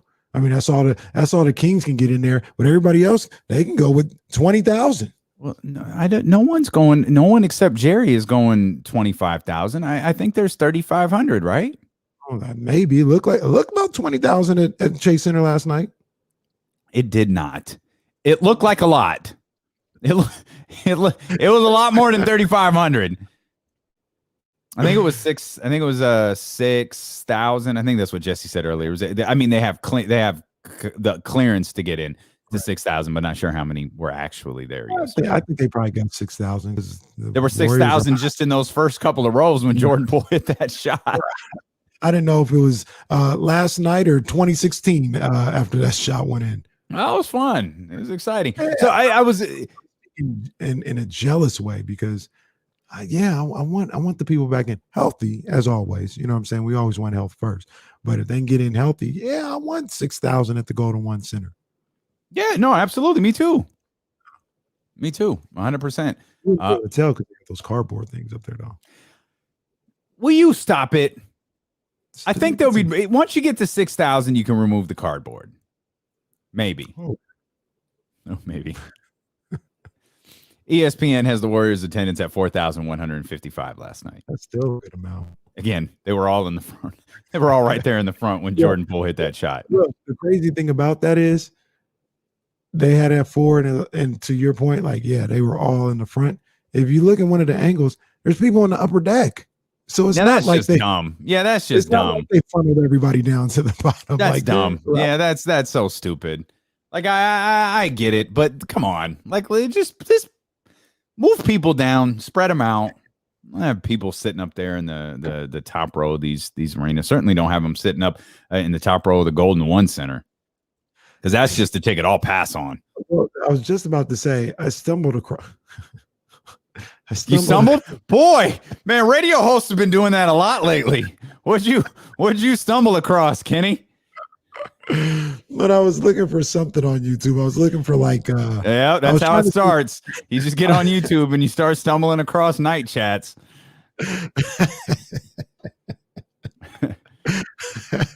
I was looking for I was trying to look for footage of that that California Classic game that we talked about with so many people in attendance. And I ended up coming across videos of when the Golden One Center first was built, and it was too steep up there. And people were, I'm afraid everybody's fine, but people were falling from their seats. First of all, be careful. Calm down. It's like I told you, I walked up there once. Same for me. This life is not for me. Y'all are a different breed up here. I will not walk down these stairs with people around, because I will clutch onto those bars and be like, I'm getting down there. What I heard was really bad was Old Yankee Stadium upper deck in specifically in right field. It was you're going straight down. I've never been to Old Yankee Stadium. Yeah, it's the new one. I've been to the new one too. Yeah, but I've never been to the old one. Yeah, so everybody's be careful on the upper deck. Get back there at the Golden Center. Please do. I was going somewhere. Oh, well, before you get there, I don't even know where I'm going anymore. Jesse, no idea. A crazy good point. Okay. It says Mount Davis is awful. Mount Davis. I went to an A's game a year or two ago, and we were in the upper deck of of baseball, Coliseum. I swear Mount Davis looked 200 feet higher than where we were at. I could not imagine getting up to Mount Davis and watching a game up there. Seems like the highest point in all of the Bay Area. Oh, Get up there. it looks terrifying. It is. It's terrifying sitting up there. You can't see center field. Okay, like you can't see the corners of the outfield. It's just way too high. It's ridiculous. Yeah, you won't catch me on Mount Davis. I promise you that. Maybe knock that thing down. Oh. Well, it don't matter because they're moving. Yes, I was going to say soon. Soon they very well will. Speaking of crowd reactions, the scorekeeper yesterday in Atlanta completely ruined the triple double for Russell Westbrook. So they go to commercial. Russell Westbrook has 9 rebounds. Right. And I've heard people be liberal with assists. Obviously, there's nothing you do with points. I don't know how he got an extra rebound in there. They went to commercial. He had 9 rebounds. They come back from commercial. The telecast is telling us the scoreboard, the scorekeeper took a rebound away. Well, on the first possession, Atlanta misses a shot. Russell Westbrook grabs the rebound. The crowd starts to cheer. The Wizards start to cheer. And someone has to tell them, nope, that's actually 9. Because they took one away, so he's still at 9. He hits a jumper on the other end, and I think it was actually on the next possession. Atlanta missed a long 3. Westbrook grabbed it, but the crowd wasn't sure. Like they kind of reacted, but they were confused as to why no one responded to the first one, and why someone on the Wizards was like, no, not yet. Then he gets it, and I think they go to hand him the ball, and he was like, no, let's finish it, and then he missed the game winner. They handed him the ball. He held on to it. But the scorekeeper kind of ruined it. I only saw some highlights or whatever. I didn't see it, didn't hear it. Big ovation for Russ when he. Yeah, I mean, again, it was confusing. It was confusing. Like when he got the rebound, the crowd that was there popped, but then it became like a murmur. Like, wait, what? And you could see the Washington bench reacting and someone was telling them, no, like, it's not that. It's one more. So then he gets 9, and then there's this, like, kind of moment of confusion where, like, people are kind of clapping. The Atlanta PA announcer announces it. Then the big ovation comes, and I think chance of – I feel like it was chance of Russ. It was something weird, but it could have been Westbrook. But he did. He got a lot of love there in Atlanta. Russell Westbrook, I think people also sleep on this. Big star. Oh, absolutely. Around the NBA community as far as the fans go, right? Like I think people kind of forget that when they think about Russell Westbrook. Like well, he's one of those. He's a polarizing player. I mean, you said that earlier. He's polarizing in the way that he's loved. I don't think there are very many people indifferent to Russell Westbrook. You know what I mean? Like you love him or you hate him. And I mean, that's I don't have a problem with that. Like indifference, that's probably not the place that you want to be. Maybe, and I genuinely believe when Russell Westbrook says he doesn't care, honestly, don't think he cares. I think Russell is one of those few people who actually plays basketball for him. I don't think he plays it for fans. I don't think he plays for his family. I think he plays basketball for him. Not to say he's not appreciative of the opportunities it gives him. Not to say that like he doesn't appreciate the life that it gives his kids. But I'm talking about the game and his family. But I'm talking about the game of basketball. I believe he plays it for him. LeBron says all the time, "I play for my family. I play for my fans." I don't think that's Russ. I think he plays for him. I feel that. I feel that. And I'm just a big fan of Russ's like he's not, like you mentioned, he's not really worried about all that other stuff. Mm-hmm. You know, whatever the other stuff is, whether it's the media, whether it's the somebody trying to come at him and he has a problem. He ain't worried about all that. Mm-mm. All he's worried about is I'm about to go hoop. I'm about to impose my will. I'm gonna play the way I play, and I'm gonna try and get this W. And you don't worry about stat chasing, like how people say he's a stat chaser. He doesn't worry about that, like, oh, I don't want to go after this assist or go after this rebound because people will say it's stat chasing. Whatever. I'm gonna do what I'm gonna do. There's a lot of Allen Iverson and Russell Westbrook. I think that's why I like him. Sure. Yeah. I can see that. And he could take all my money too, because I went to Honor the Gifted.co this morning and loaded up. Loaded up. Black designer, I'm with it. Russ is my guy. I'm not a jersey rocker, but I'll rock on the gift. Even though some of them, Russ is different. I can't wear everything that he wears, but there's a couple of things he puts out there in the line. I'm gonna try that. I can do that. I left this up for so long because Cole, I don't know what you're talking about. So remember, Cole loves Russ. Remember, Cole remember Cole loves Russ. So he's kind of he's sensitive. He's like me. He's sensitive. Cole says for a few weeks he's been kind of throwing shade. Cole, are you listening to somebody else? He might be. He's cheating on us. Sound crazy, Cole. Sound crazy. Russ is my boy. Cole cheating on us. Love me some Russ Westbrook. It's my guy. I appreciate 9-1 Stinton who said here on Twitter, bro, try having a couple of beers and walking down from the upper deck. It's more scary than watching the Kings. Oh my goodness. No, I've said it in the upper deck a couple of times. I haven't had that type of it hasn't been that terrifying for me.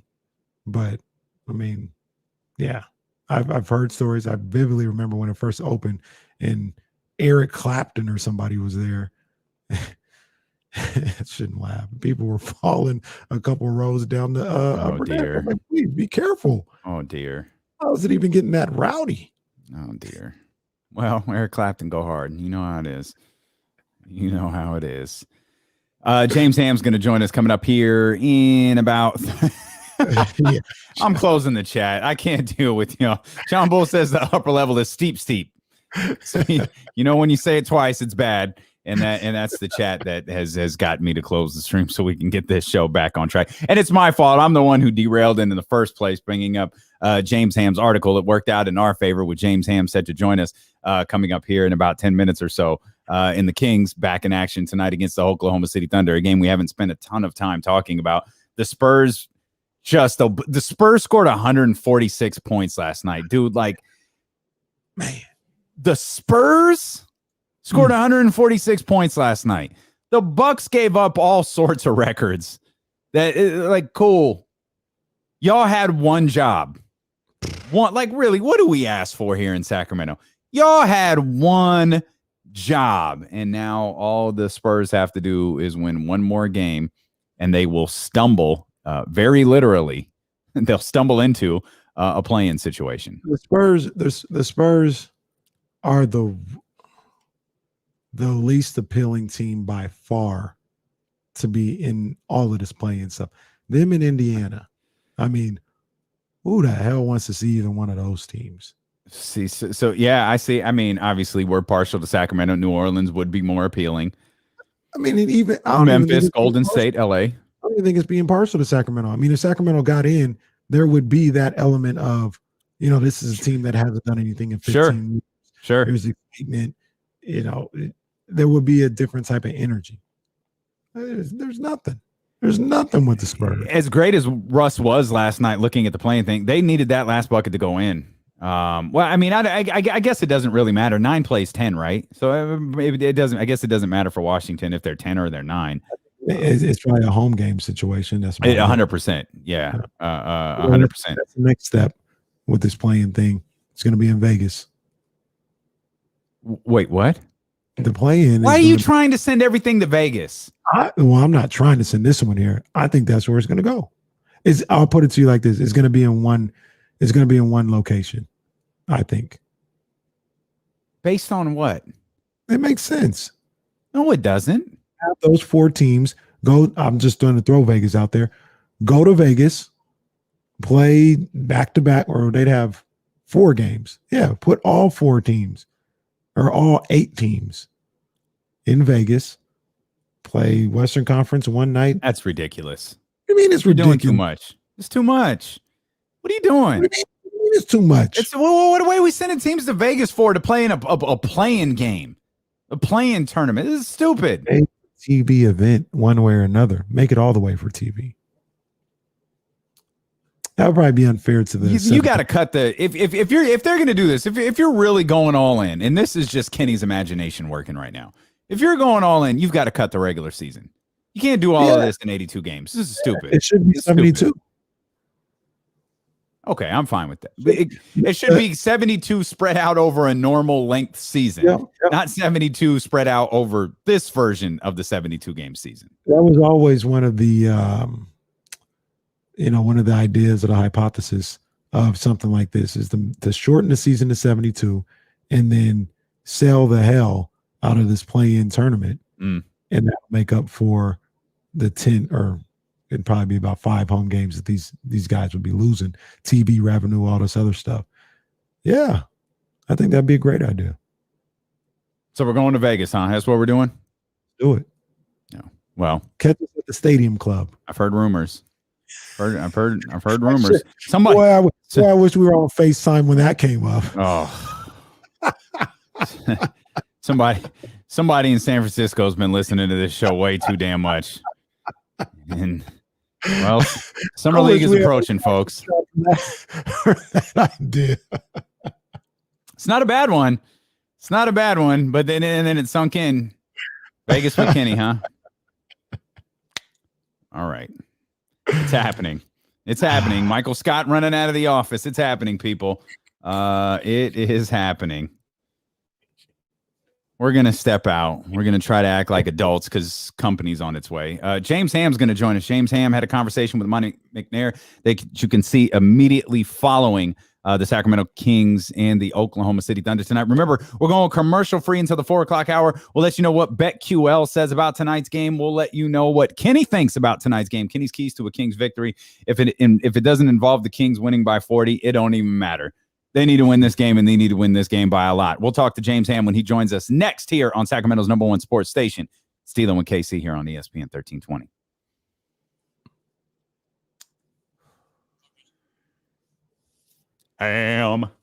Money moves.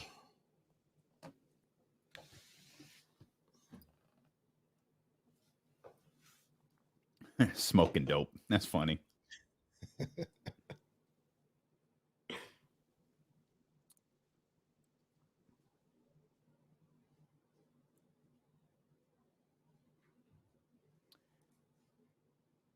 Hey, just because we got past John and Roddy's favorite number and securing the Bagley's favorite number doesn't mean y'all can't hit the thumbs up still. Y'all could keep hitting that button. By the way, is securing the Bagley still in here? Oh, he might not be. That's all right. All love. What's up, Jerry Trap House? Yeah. Oh man. Will Z, what's good, baby? Yeah, that's not wrong, Will Z. Yeah, I think securing the Bagley's out of here. That's all right. I was wondering what the hell his name was. Like, what is securing the Bagley's real name? Timothy.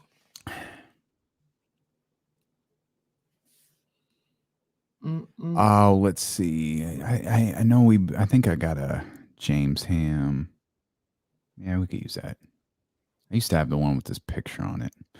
Go to thedopeones.com today and get your t-shirt, get your sticker, get your long sleeve tee, get your hoodie, get your insulated mug, get your D'Lo and KC gear now at thedopeones.com. Use the promo code DLOKC at checkout, not to be confused with D'Lo and KC. Just D'Lo KC, just a bunch of letters. DLOKC.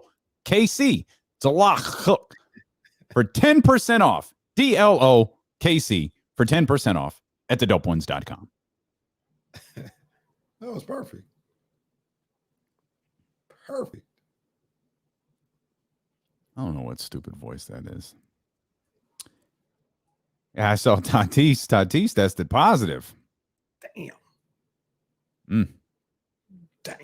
There you go. Do what Bryce says there. We're supposed to be working on something with Twitch, and it seems to be coming together a little slowly. Pick that up. But the cool thing is, in about 50 minutes, there'll be 100 more people in here out of nowhere. Damien, how do rumors get started? Well, they're started by the jealous people. They get mad, see something they had, and somebody else is holding. Maybe you think it's cute, but girl, I'm not impressed. I'll tell you one time, with my business, please don't mess.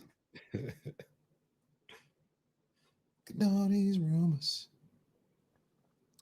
I just need some time to get away. Dame, did you ever go to you've been like to the Sawyer and up in the little bar pool area? Mm-hmm. That's a pretty cool little spot. I've only been there like once or twice. It's a pretty cool little spot though. Yeah, all of Granite Bay hang out up there. Jeez. Oh, man. That's nice.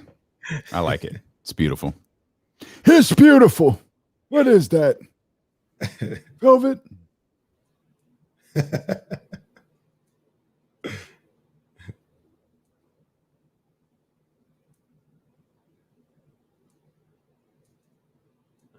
Man, Deuce got a lot of dope ones gear.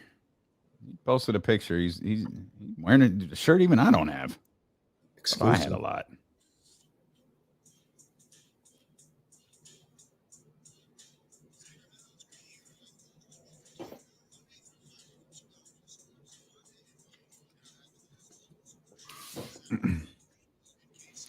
Why the biggest interview in James Ham's history was not with Monty McNair. Coming up next. Get up. It's our man, Greeny right there. And our man, James Ham.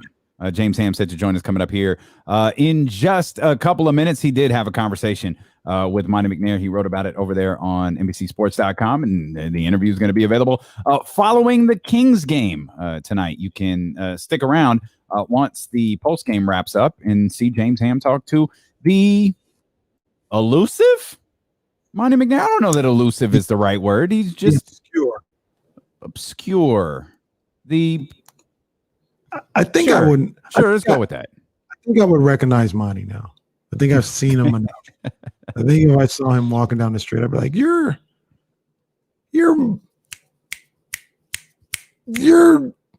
look familiar. I know you. And BetQL knows the Oklahoma City Thunder. I don't think they're feeling the Kings, but they really aren't feeling the Oklahoma City Thunder. Again, they've lost their last two games by the Kings and the Warriors by 50-ish, 60-ish points or so. BetQL has the Kings by 8.5 tonight. They've got it set at a 3-star game. They like this one. Let's see who some of their favorites are. They like DeLon Wright tonight. They like Buddy Hield tonight. Boy, they just kind of ride in the same favorites. Big night from Rashawn Holmes. They like Rashawn tonight. Like, okay. I guess anybody against the Oklahoma City Thunder they like. So that's fine. Hey, I don't say this often. Y'all go put some money on the Kings. 8.5. What they say? 8.5? 8.5. And I think that's I bet QL hates Sacramento. I was like, man, something about this seems off. Yeah, BetQL has them at 8.5. Everybody else, 10. Oh, jeez. Every other book, they're looking. The BetQL's looking at the Kings like, y'all have messed with us too many times this year. We ain't falling for it. But yeah, every other book has them at 10. The over under, it seems to be universal across all of the books at 224 right now for tonight's game against the Thunder. To be honest with you, I would take that 10. Oklahoma City. I mean, give it. What was it the other night? Oklahoma City College. Right. They're not. All right. They're not trying to go out here. Outside of my guy McCallum, they ain't gonna do nothing. Your guy Mikhailou. That's my favorite thing. Well, this is our guy James Ham. We're happy to bring James Ham in here. Joining us on short notice, as I'm sure James headed into the Golden One Center for the juggernaut of the Kings and the Oklahoma City Thunder. But the big story, Ham, is your story with Monty McNair. How did that conversation come about? You know, it's one of those things. We have contractual obligations that sometimes make a lot of sense and sometimes don't, but King Central is a staple of our programming, and we asked for money, and the Kings were willing to give us money. And nice. It was nice to see. There's a week left in the season, so it's not like he's going to go on and say whether Walton's job is safe or not, or who they're going to trade for or anything in the offseason. But I think a lot of people don't know Monty very well. and it's a good moment to kind of figure out who he is, listen to his words, let him tell you about his family, let him, his ideas for the roster, the night that Halliburton was drafted. There's some good stuff in there.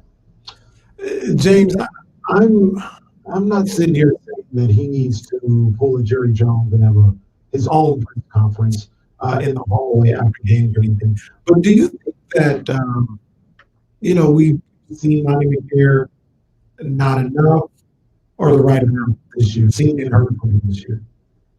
I would have liked to have seen him a little bit more, but I also understand we're in a very strange situation. Mm-hmm. We're in COVID protocols.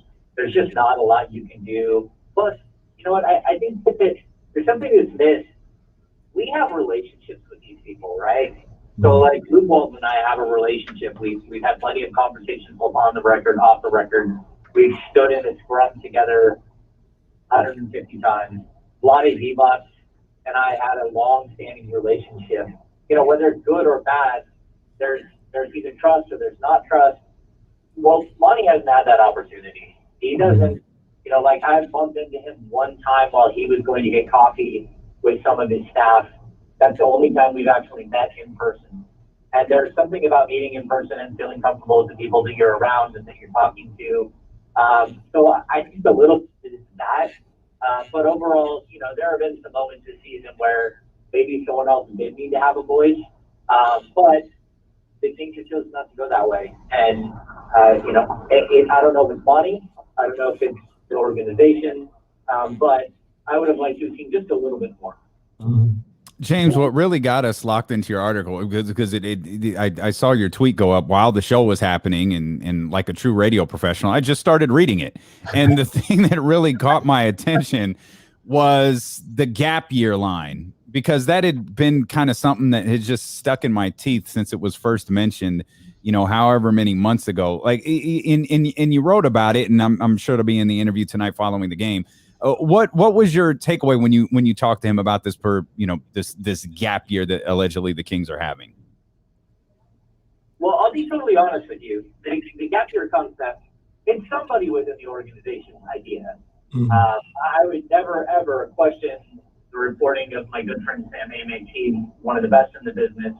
So don't take that as a slight where it's a backhanded that didn't really happen, that wasn't said. But you can have someone within the organization that isn't within the front office say something like that. And so I think this season has been very strange, because many times during this year, you didn't know if the Kings were buyers or sellers. And I think they came into the season with one plan, and I think that it just kept shifting throughout the year. When they win 8 out of 9 games, and all of a sudden they're right in it, or when they lose 9 straight. And all of these things happened multiple times during the year, which just made it like the most uncomfortable season I've ever had to cover. Just the yo-yo that was the season. And even right now, they're streaking to the finish where they won 6 out of 7, when they're going to end up likely short of their goal, and they'll damage their lottery chances. So I just, it's a very strange season all around, whether it's Monty talking, Monty not talking, someone saying something about a gap year or not.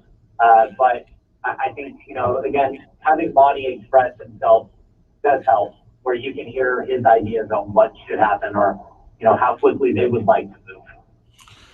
And James, you don't have to go obviously word for word and give away the content that we'll all be locked into a little later on. But after talking to Monty, do you get a sense of this franchise is kind of where he thought they might be at this point, after the year, with everything that was going on and the cramming in the season and everything moving so fast paced? Or are they a little behind, a little ahead of schedule? What's the vibe that you got as we wind this season from Monty McNair and where he wants this franchise to be right now?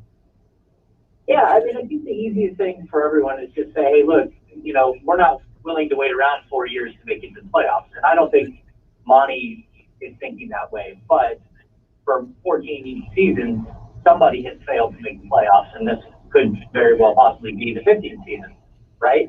Mm-hmm. So his goal is to eventually get the team back to the playoffs, which is what almost everyone who steps into this job ultimate goal is. I don't think there's anyone who set out to completely fail at their job and make mistakes and have this team come up short. But like, the prevailing thoughts for me is, number one, he wants his team primed and ready to make a gigantic move if one comes available. That's something that I've got from him in private conversations. It's something that I've gotten even from this interview. It's that it's not that they're waiting for a superstar to become available and they know that they have so many assets and someone can't turn them down, but they would really like that scenario to play out. And so that's one thing. Like, they are looking to improve this roster, and they are going to swing for the fence, and things like draft picks or young players or cap space, all that stuff, it's all in play at all times. So I think they will be aggressive. But I also think, like, look, you have to understand that he was hired on September 17th, I think it is, for a season that started in December. There was no training camp, really, or like a minimal training camp, no summer league, no build-ups, no natural anything. It was like, here's the keys, now go drive the car. And I think he took this season as, okay, look, I'm going to fill out the roster, but it's not going to be an A-plus roster. It's going to be a roster that's flexible, that if a big move does come up, I can make. And if it doesn't, and I do need to make adjustments to help the head coach down the stretch of the season, I can do that at the deadline without hamstringing the franchise, dramatically. And I think that's what he's done. James Ham, Kings Insider, with us here on D-Lo and Casey. What did you think of the appearance from the Vlade the other night? Oh, jeez. Look, I hate saying this because fans don't like when I do. I know Vlade made some mistakes, but I can also tell you that in his last 5 years here in Sacramento, Jeff Petrie made so many mistakes. I don't even know. He drafted Jimmer for bed when, he passed on Kimball Walker, he passed on Clay Thompson, he passed on Dwight Leonard. That's his pick. Tyreek Evans over a guy like, Steph Curry. That happens. And then you get to the T. D'Alessandro years, and that's just, a complete hot mess. But when I look at Vlade's tenure here, I hate to tell people this, but the team is better now than they were the previous 10 years. And Vlade did make a lot of moves. The reason you have Aaron Fox on the roster is because of Vlade Divac. The reason you have Harrison Barnes or Rashawn Holmes or Buddy Hield, those are decisions that Vlade made. So and even Marvin Bagley. So while Vlade missed on Luka Doncic, and will forever have that be on his NBA executive gravestone, he did actually do some good things. And I want Vlade to be welcomed back in the arena for the incredible ambassador he is to the game, for the incredible ambassador he has been to the Sacramento game, for the amazing person that he is off the court, which he's one of the best human beings. So for me, I love the fact that the game ended and Harrison Barnes and Mike Hield and every single person that worked at that organization, even Marvin Bagley, came over and hugged Vlade. And, there's a lot of love there because that is a genuinely spectacular human being who did not deliver on what he hoped would be, an NBA playoff or better for the Kings. But, his heart was always pure. And I think that's something that I cannot say about everyone who's ever, stepped into that role, whether it be in Sacramento or elsewhere. And so I'm glad he made it to the arena, if that makes sense. No, absolutely. I don't like anything that you just said, but no, that makes sense. And that's not true. Let me clarify. I've heard the same thing about Vlade time and time again, that he's a fantastic person, and we often joke on the show. Vlade, the player, is welcome here anytime. Any and every time his jersey hangs in the Raptors, he's a Hall of Fame player. He open door policy. His swipe card still works here. The player swipe card still works here. But we'll leave the front office decisions to some other people. That's the only thing that I say about Vlade. I get you. But you know what? My man Jerry Reynolds, which is a very close friend of mine, he had some bad years. That's not true. Now, look, listen to this. That's just a slander. I don't believe any of this is true. Every bad decision from the Kings have been made by Vlade. All of them. That's it. All of them. That's the rational way to look at this. And James, one of the decisions that you kind of talked about a little bit, we talked about here last time you were on D-Lo and KC, and you were pretty convinced about Marvin Bagley not being here and not really sure why he was playing. And I understand all of it. I think it was an agreement. I get it. Has the last 2 weeks changed your opinion, your thoughts about what might happen with Marvin Bagley moving forward with the Sacramento Kings? Because it has for me. And you know what? Like, I think people think that I don't like Marvin Bagley. That's just not the case. I actually really, really like Marvin Bagley the third. And I'll leave that where that's at. I think he's a very, very good kid. I think he wants to be great. I think he puts in the work. But, fool me once, your bad, fool me twice, my bad. Look, at some point, what's best for the franchise, what's best for the player, sometimes they run along the same exact path. And while Marvin has had some spectacular games since coming back, and I'm surprised that they ran him out there, that doesn't change my thinking. At the end of the day, it's about dollars and cents. It's about how many games can you play. And if you do bring him back, you still have the problem that you have to go out and land a starting level player for the same position he plays at, just because you don't know. It's the unfortunate thing about Marvin Bagley that, 13 games last season, but he missed another, 23 or 24 this year with the broken hand. There's layers to that onion, and I don't regret saying what I said, and I really wouldn't take it back.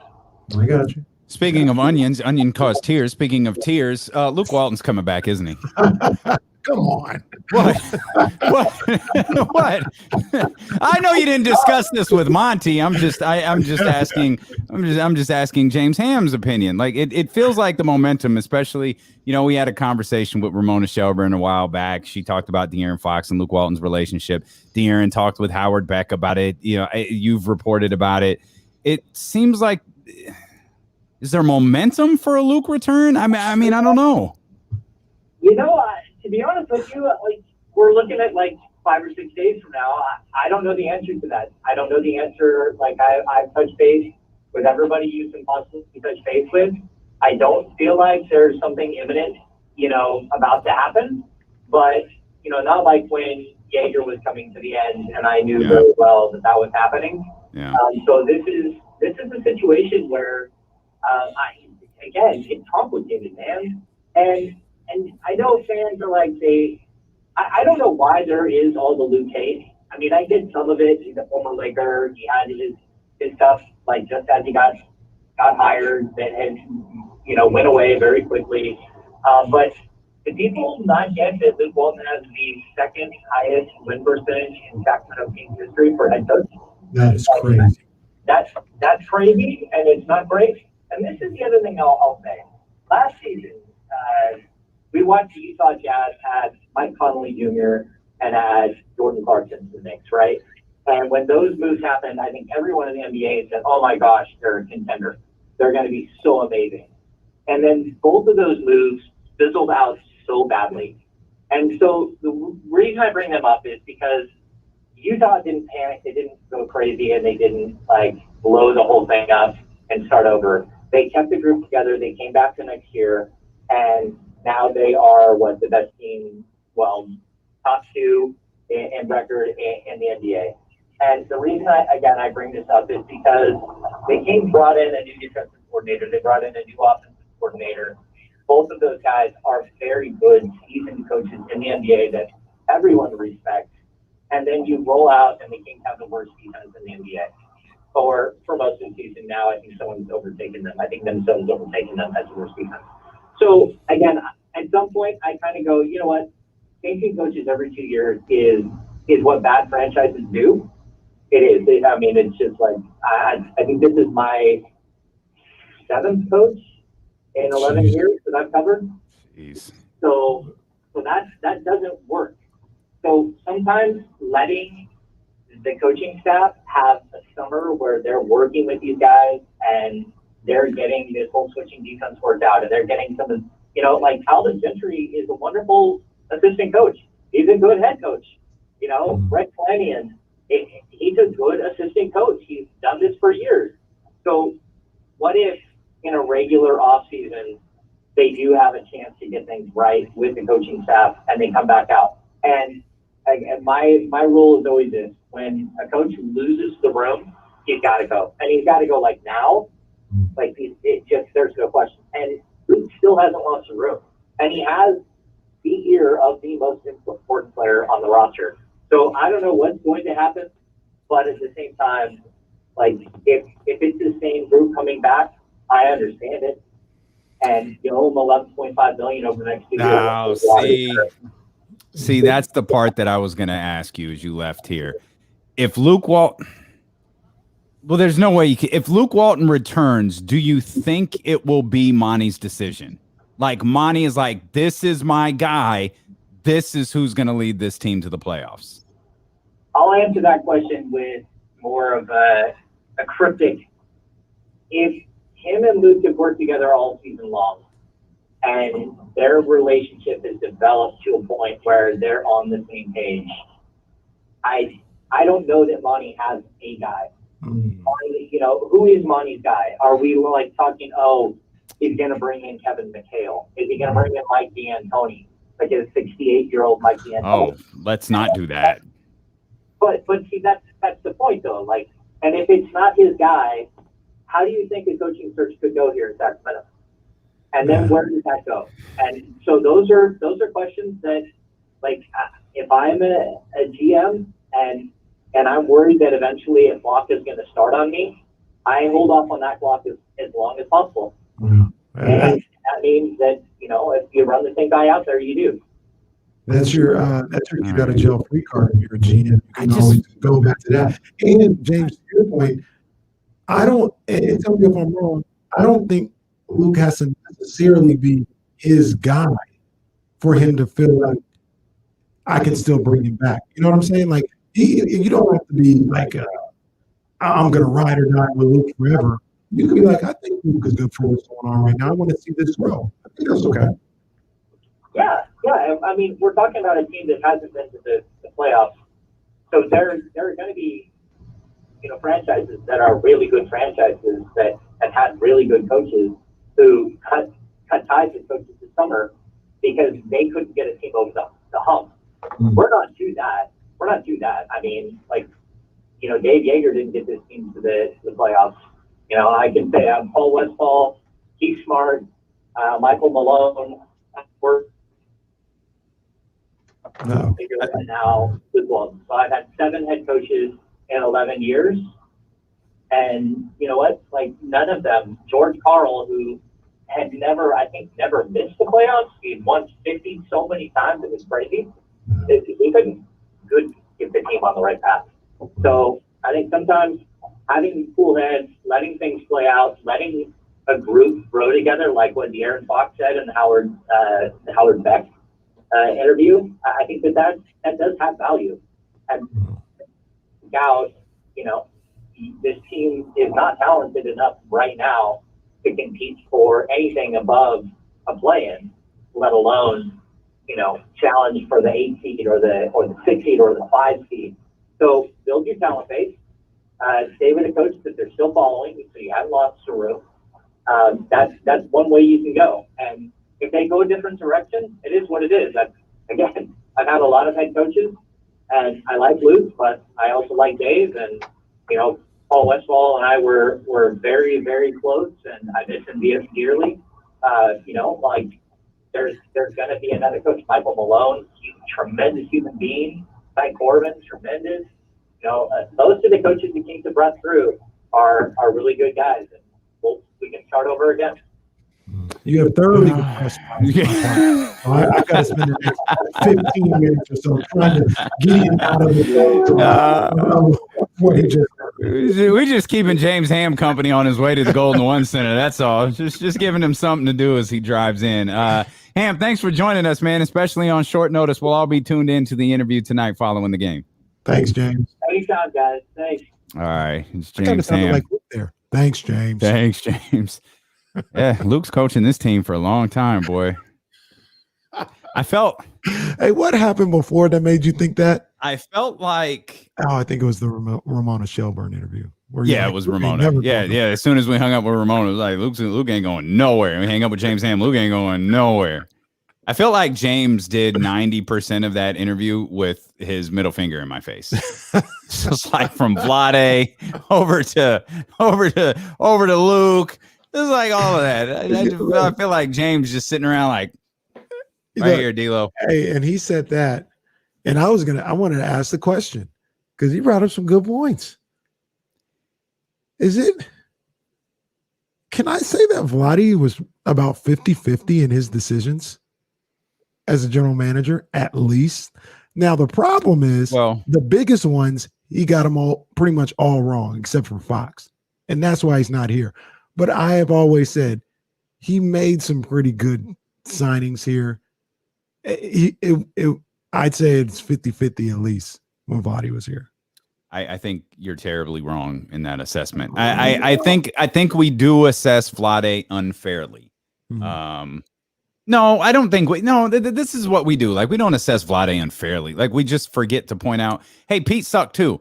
And as good as Jeff Petrie was, he made a lot of mistakes, as James Ham just pointed out there as well. But like, Willie Cauley-Stein's not on the roster. Justin Jackson's not on the roster. Harry Giles isn't on the roster, and that was Vlade's decision that Harry Giles wasn't on the roster. Marvin over Luka, like, yeah, that I get that. James is you fool me, you can't get fooled again. Like, I get it. I want to see. I'm holding out hope for Marvin for one more year. He's not going to be Luka, but he could still be really good. I'm obviously missing a ton. Was Malachi Richardson here? Like, he not missing that much. And we're also got to talk about Dedmon and Trevor Ariza. Like, it's not 50-50. And Rashawn Holmes. No, but Rashawn was a win. Like, Rashawn's a win. De'Aaron, I'm gonna. De'Aaron is a win, even though he was like, there's literally no one else you could take. But that's fine. There was plenty other people that you. No, there wasn't. I remember vividly people going crazy over Dennis Smith Jr. At the time. It was like, yo, Dennis Smith Jr. might be that dude. People were really going in on French Frank. Like, yo, he might be that dude. Come on now. There was people there. Now, he stuck with the courage of his convictions. Pick Fox. He gets credit for that. I know this is going to knock you off your block when I tell you this. I thought Beil was a good sign for about a year and a half. Wow. And remember, what a moment. It was. And remember, Beil was gone. Beil was going back overseas. And Vlade convinced him to come back. Right. And I thought for about a year and a half, when he didn't have to do too much, Beil was a decent signing. Like, it was a good signing, especially you got that off the scrap heap. He got Bazemore and Lynn. I don't think it was off the scrap heap. Like, it cost him to be here. It cost him, but he was about to leave. I got you. Okay, I got you. He was going to leave the NBA, and he came back because of Vlade. Vlade made the bogey deal happen. That's the same deal, same draft as the Papagiannis trade. We left out Yorgos Papagiannis in the L's. Garbage. That was one of the worst drafts of all time. It's a true story. That draft is bad. That draft is absolutely bad. I mean, the fact that it was terrible. It was terrible. Mm-hmm. But he got bogey. I think if we're not 50-50, we're a lot closer to 50-50 than people want to give it credit for. And yet, here this team is sitting at 30-39, or 30-38, or whatever they are. They're in better shape. That's what James said. Then when I told you, James did that entire interview with his middle finger in my face. I feel like he hung up the phone, was like, F you, D-Lo. Like James Ham would call me D-Lo. Hey, give me a break. Oh, man. Luke is coaching forever. Just give him a lifetime contract. And that's crazy. See, and this is the part, like, James is so damn good with his time with us, but how does his clock not start this year? Like James was talking about, if you and James, I'm sure will be honest. If there's a coaching change, absolutely James will be on with this next week. If there's not, James will probably be on with this next week anyways, as the season comes to an end. But how does the clock not start on Monty or on Monty? Like this year, not this year, Monday, when the Woj tweet goes out, Luke Walton, staying on as the head coach of the Sacramento Kings. Luke Walton, relieved of his duties as the head coach. How does the clock not start in that moment, one way or another? Because, like you said, you got that ace in the hole to be like, well. But it's only your ace in the hole. Guy. To me, and that's why I asked him the question about it being his decision. If the ace in the hole is, I feel like the ace in the hole is you're making me keep him because of the $11 million everybody talks about. And I'm not diminishing that. Like I'm not dismissing that whatsoever.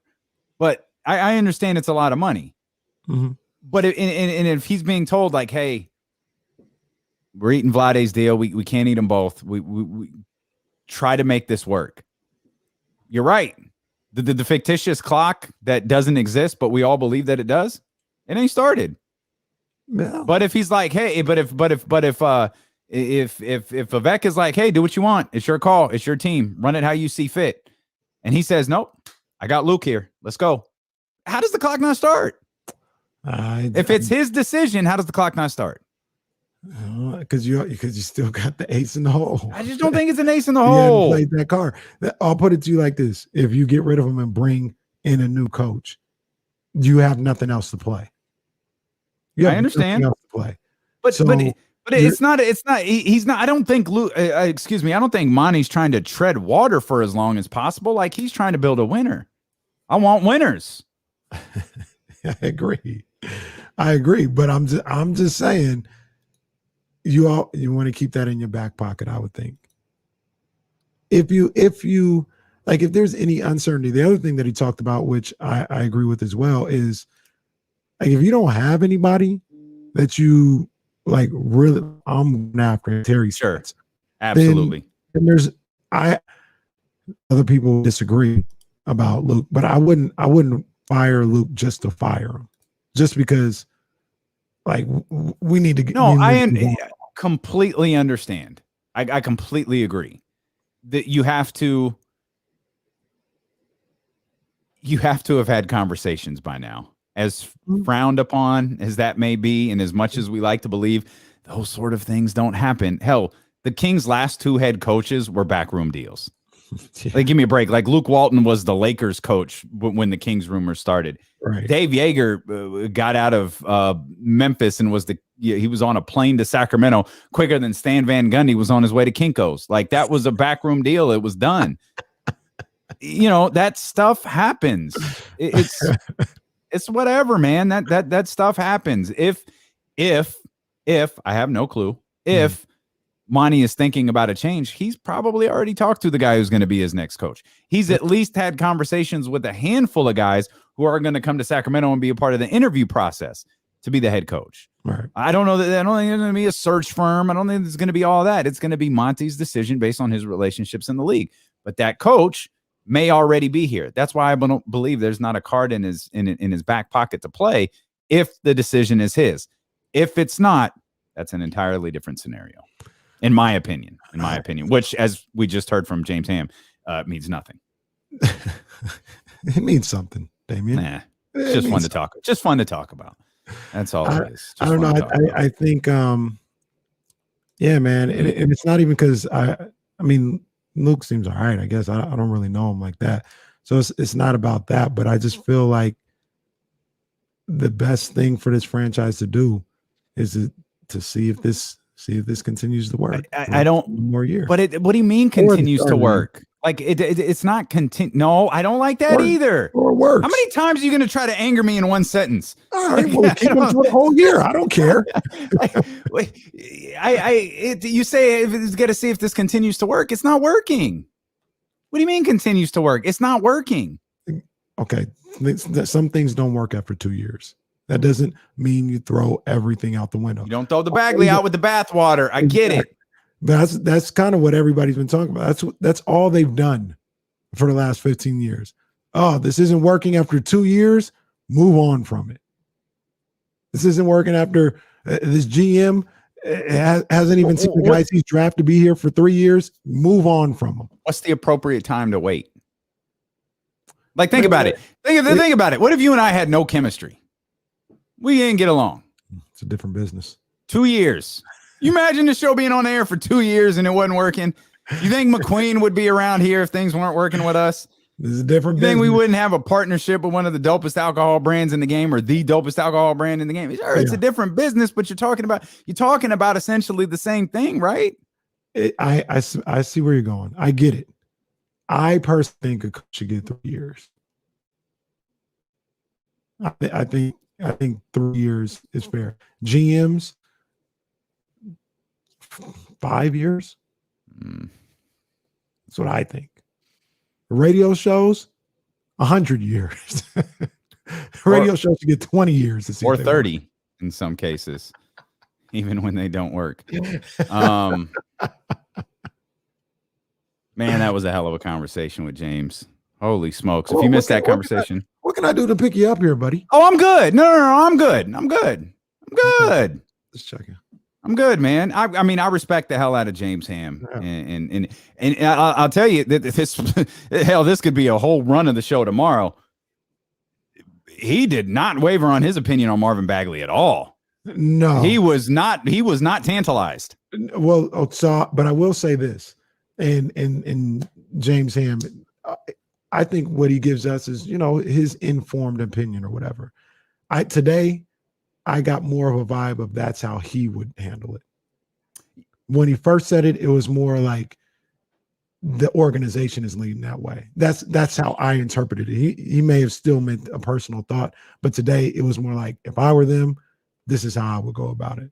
I got you. Not how I'm thinking back to James. Yeah. And James was obviously on the phone. He was cool. He was like, hey, we could do it today if you want to. And it gave us an opportunity to mention, if you want to see the interview with James Ham and Monty McNair, stick around following the game. It'll be right there for you. We want to make sure we can throw him as much promotion for that as we can. But the difference was, this conversation versus that conversation, we saw James in that last conversation. Right. Now, obviously, the majority of the people are listening on the radio, but for Kenny and I, we could get a vibe from, someone who's joining us when we get to see them. That's why, we welcome so many people to join us here on the video stream and be able to see James. He was shaking his head in that moment. Like, I don't see it anymore. You know what I mean? So it's just kind of how it is. Do you got Kenny's keys to a King's victory? Yeah, I got some keys. I mean, you want to knock that out here real quick? I mean, we can go ahead sure. as we wrap things up today. If you missed our conversation with James Ham and you're on the Odyssey app, just use the rewind feature. Just scroll back to 3:30. You can listen to it there, or as soon as the broadcast ends on Twitch or YouTube, scroll back to about 3.5 hours into the broadcast, and you can hear our conversation with James Ham. It'll be available for you later on the podcast as well. Yeah, let me. I gotta get the right beat real quick. There Go we ahead. go. Get the little beat in there. Get the little beat in there. That won't get us fined or anything like that, because you're only allowed to play music in San Francisco. So this one is real simple here with the Thunder and the Kings tonight. Should be. Number one, I look at the Thunder. They're the worst team in the league when it comes to turning the ball over. They turn it over 15 on average, 15.4 times a night. All right. If you can get them at that average, and I think the Kings can do that with the defense they've been playing and getting their hands in the passing lanes, and the Thunder will cough it up. If you can do that, and not only do that, but win the turnover battle, I think the Kings get a good win today. That should be no problem. The Thunder are also one of the worst scoring teams in the game today. They only average 105 points a game. I talked about this before when they won in Oklahoma City. I'm bringing this one back. If you can hold them below their average of 105, you'll win. You'll cover BetQL. You'll cover Caesars, all these guys. You'll be fine. All right. And last but not least, Damian, show up with a pulse and you'll win. Show up with a pulse. Okay. There it is. That's what this really boils down to. I can wow you with a bunch of numbers and all this other stuff, but I'm not show up with a pulse. I'm not going to insult the public's intelligence here. Show up with a pulse and you'll win tonight. There ain't no way they should lose to the Thunder tonight. They lost 20 of their last 21 or something like that. I don't know if you could see the screen as you were doing those. Roddy says Kenny Keys to beating the Oklahoma City Thunder. Show up. Number 2. See number 1. And then Roddy finally ends. I can't believe Kenny actually has a breakdown. And there you have it. Thank you so much for being with us. Enjoy the game tonight. We'll break it down tomorrow. We'll talk about 49ers minicamp as well. Again, if you missed anything, you can catch our conversation with James Ham and the rest of the show on twitch.tv/ESPN1320, youtube.com/ESPN1320, on the Odyssey app, and wherever you get podcasts from. We'll see you here tomorrow at noon on Sacramento's #1 sports station, ESPN 1320. Go Kings. That is funny. I did not see. I couldn't see the comment. Yeah, I figured you could because I put it on the screen and you didn't react. I was like, all right, that's good. That was some funny stuff. Yeah, just okay. What? Oh, It's been leaked. Is it? I saw something about Rick. Oh, Rick. Oh no, Rick. Oh, Rick, no. Did it. Rick. Better than us. We'd be in a little bit more trouble than Rick Ross. That does look beautiful. Oh, man, it looks incredible. Oh, that looks nice. Yeah, that was the plan. So we were supposed to get the bottles today. But they didn't arrive to Ben. Like I don't think they get to Ben till today. So the idea was I was going to run out to that's why I'd gotten security clearance from the folks in Elk Grove to get over to Kenny's house. We were going to do some pictures for like not any John Bull photography pictures, but just some things for the launch tomorrow. But that may not be able to work out. We'll get some dope stuff up too. We have some ideas, and I have some. I got some names of some businesses, if you will. I'll start a text thread with John and KC. Yeah, man. Justine shot me a note about some potential places that may be able to host us for our plan. What's up? So we'll check into that. I got to end the stream early. I'm going to get Sprout to the doctor here real quick. So appreciate y'all. Sorry to bolt out with 100 in here strong, man, but thanks for hanging out. Make sure you follow, subscribe, do all of that good stuff. And again, sorry we're ending early. We'll see y'all tomorrow as I stall for time to get to our cool little 5-second video that plays. All right, we'll see you guys tomorrow.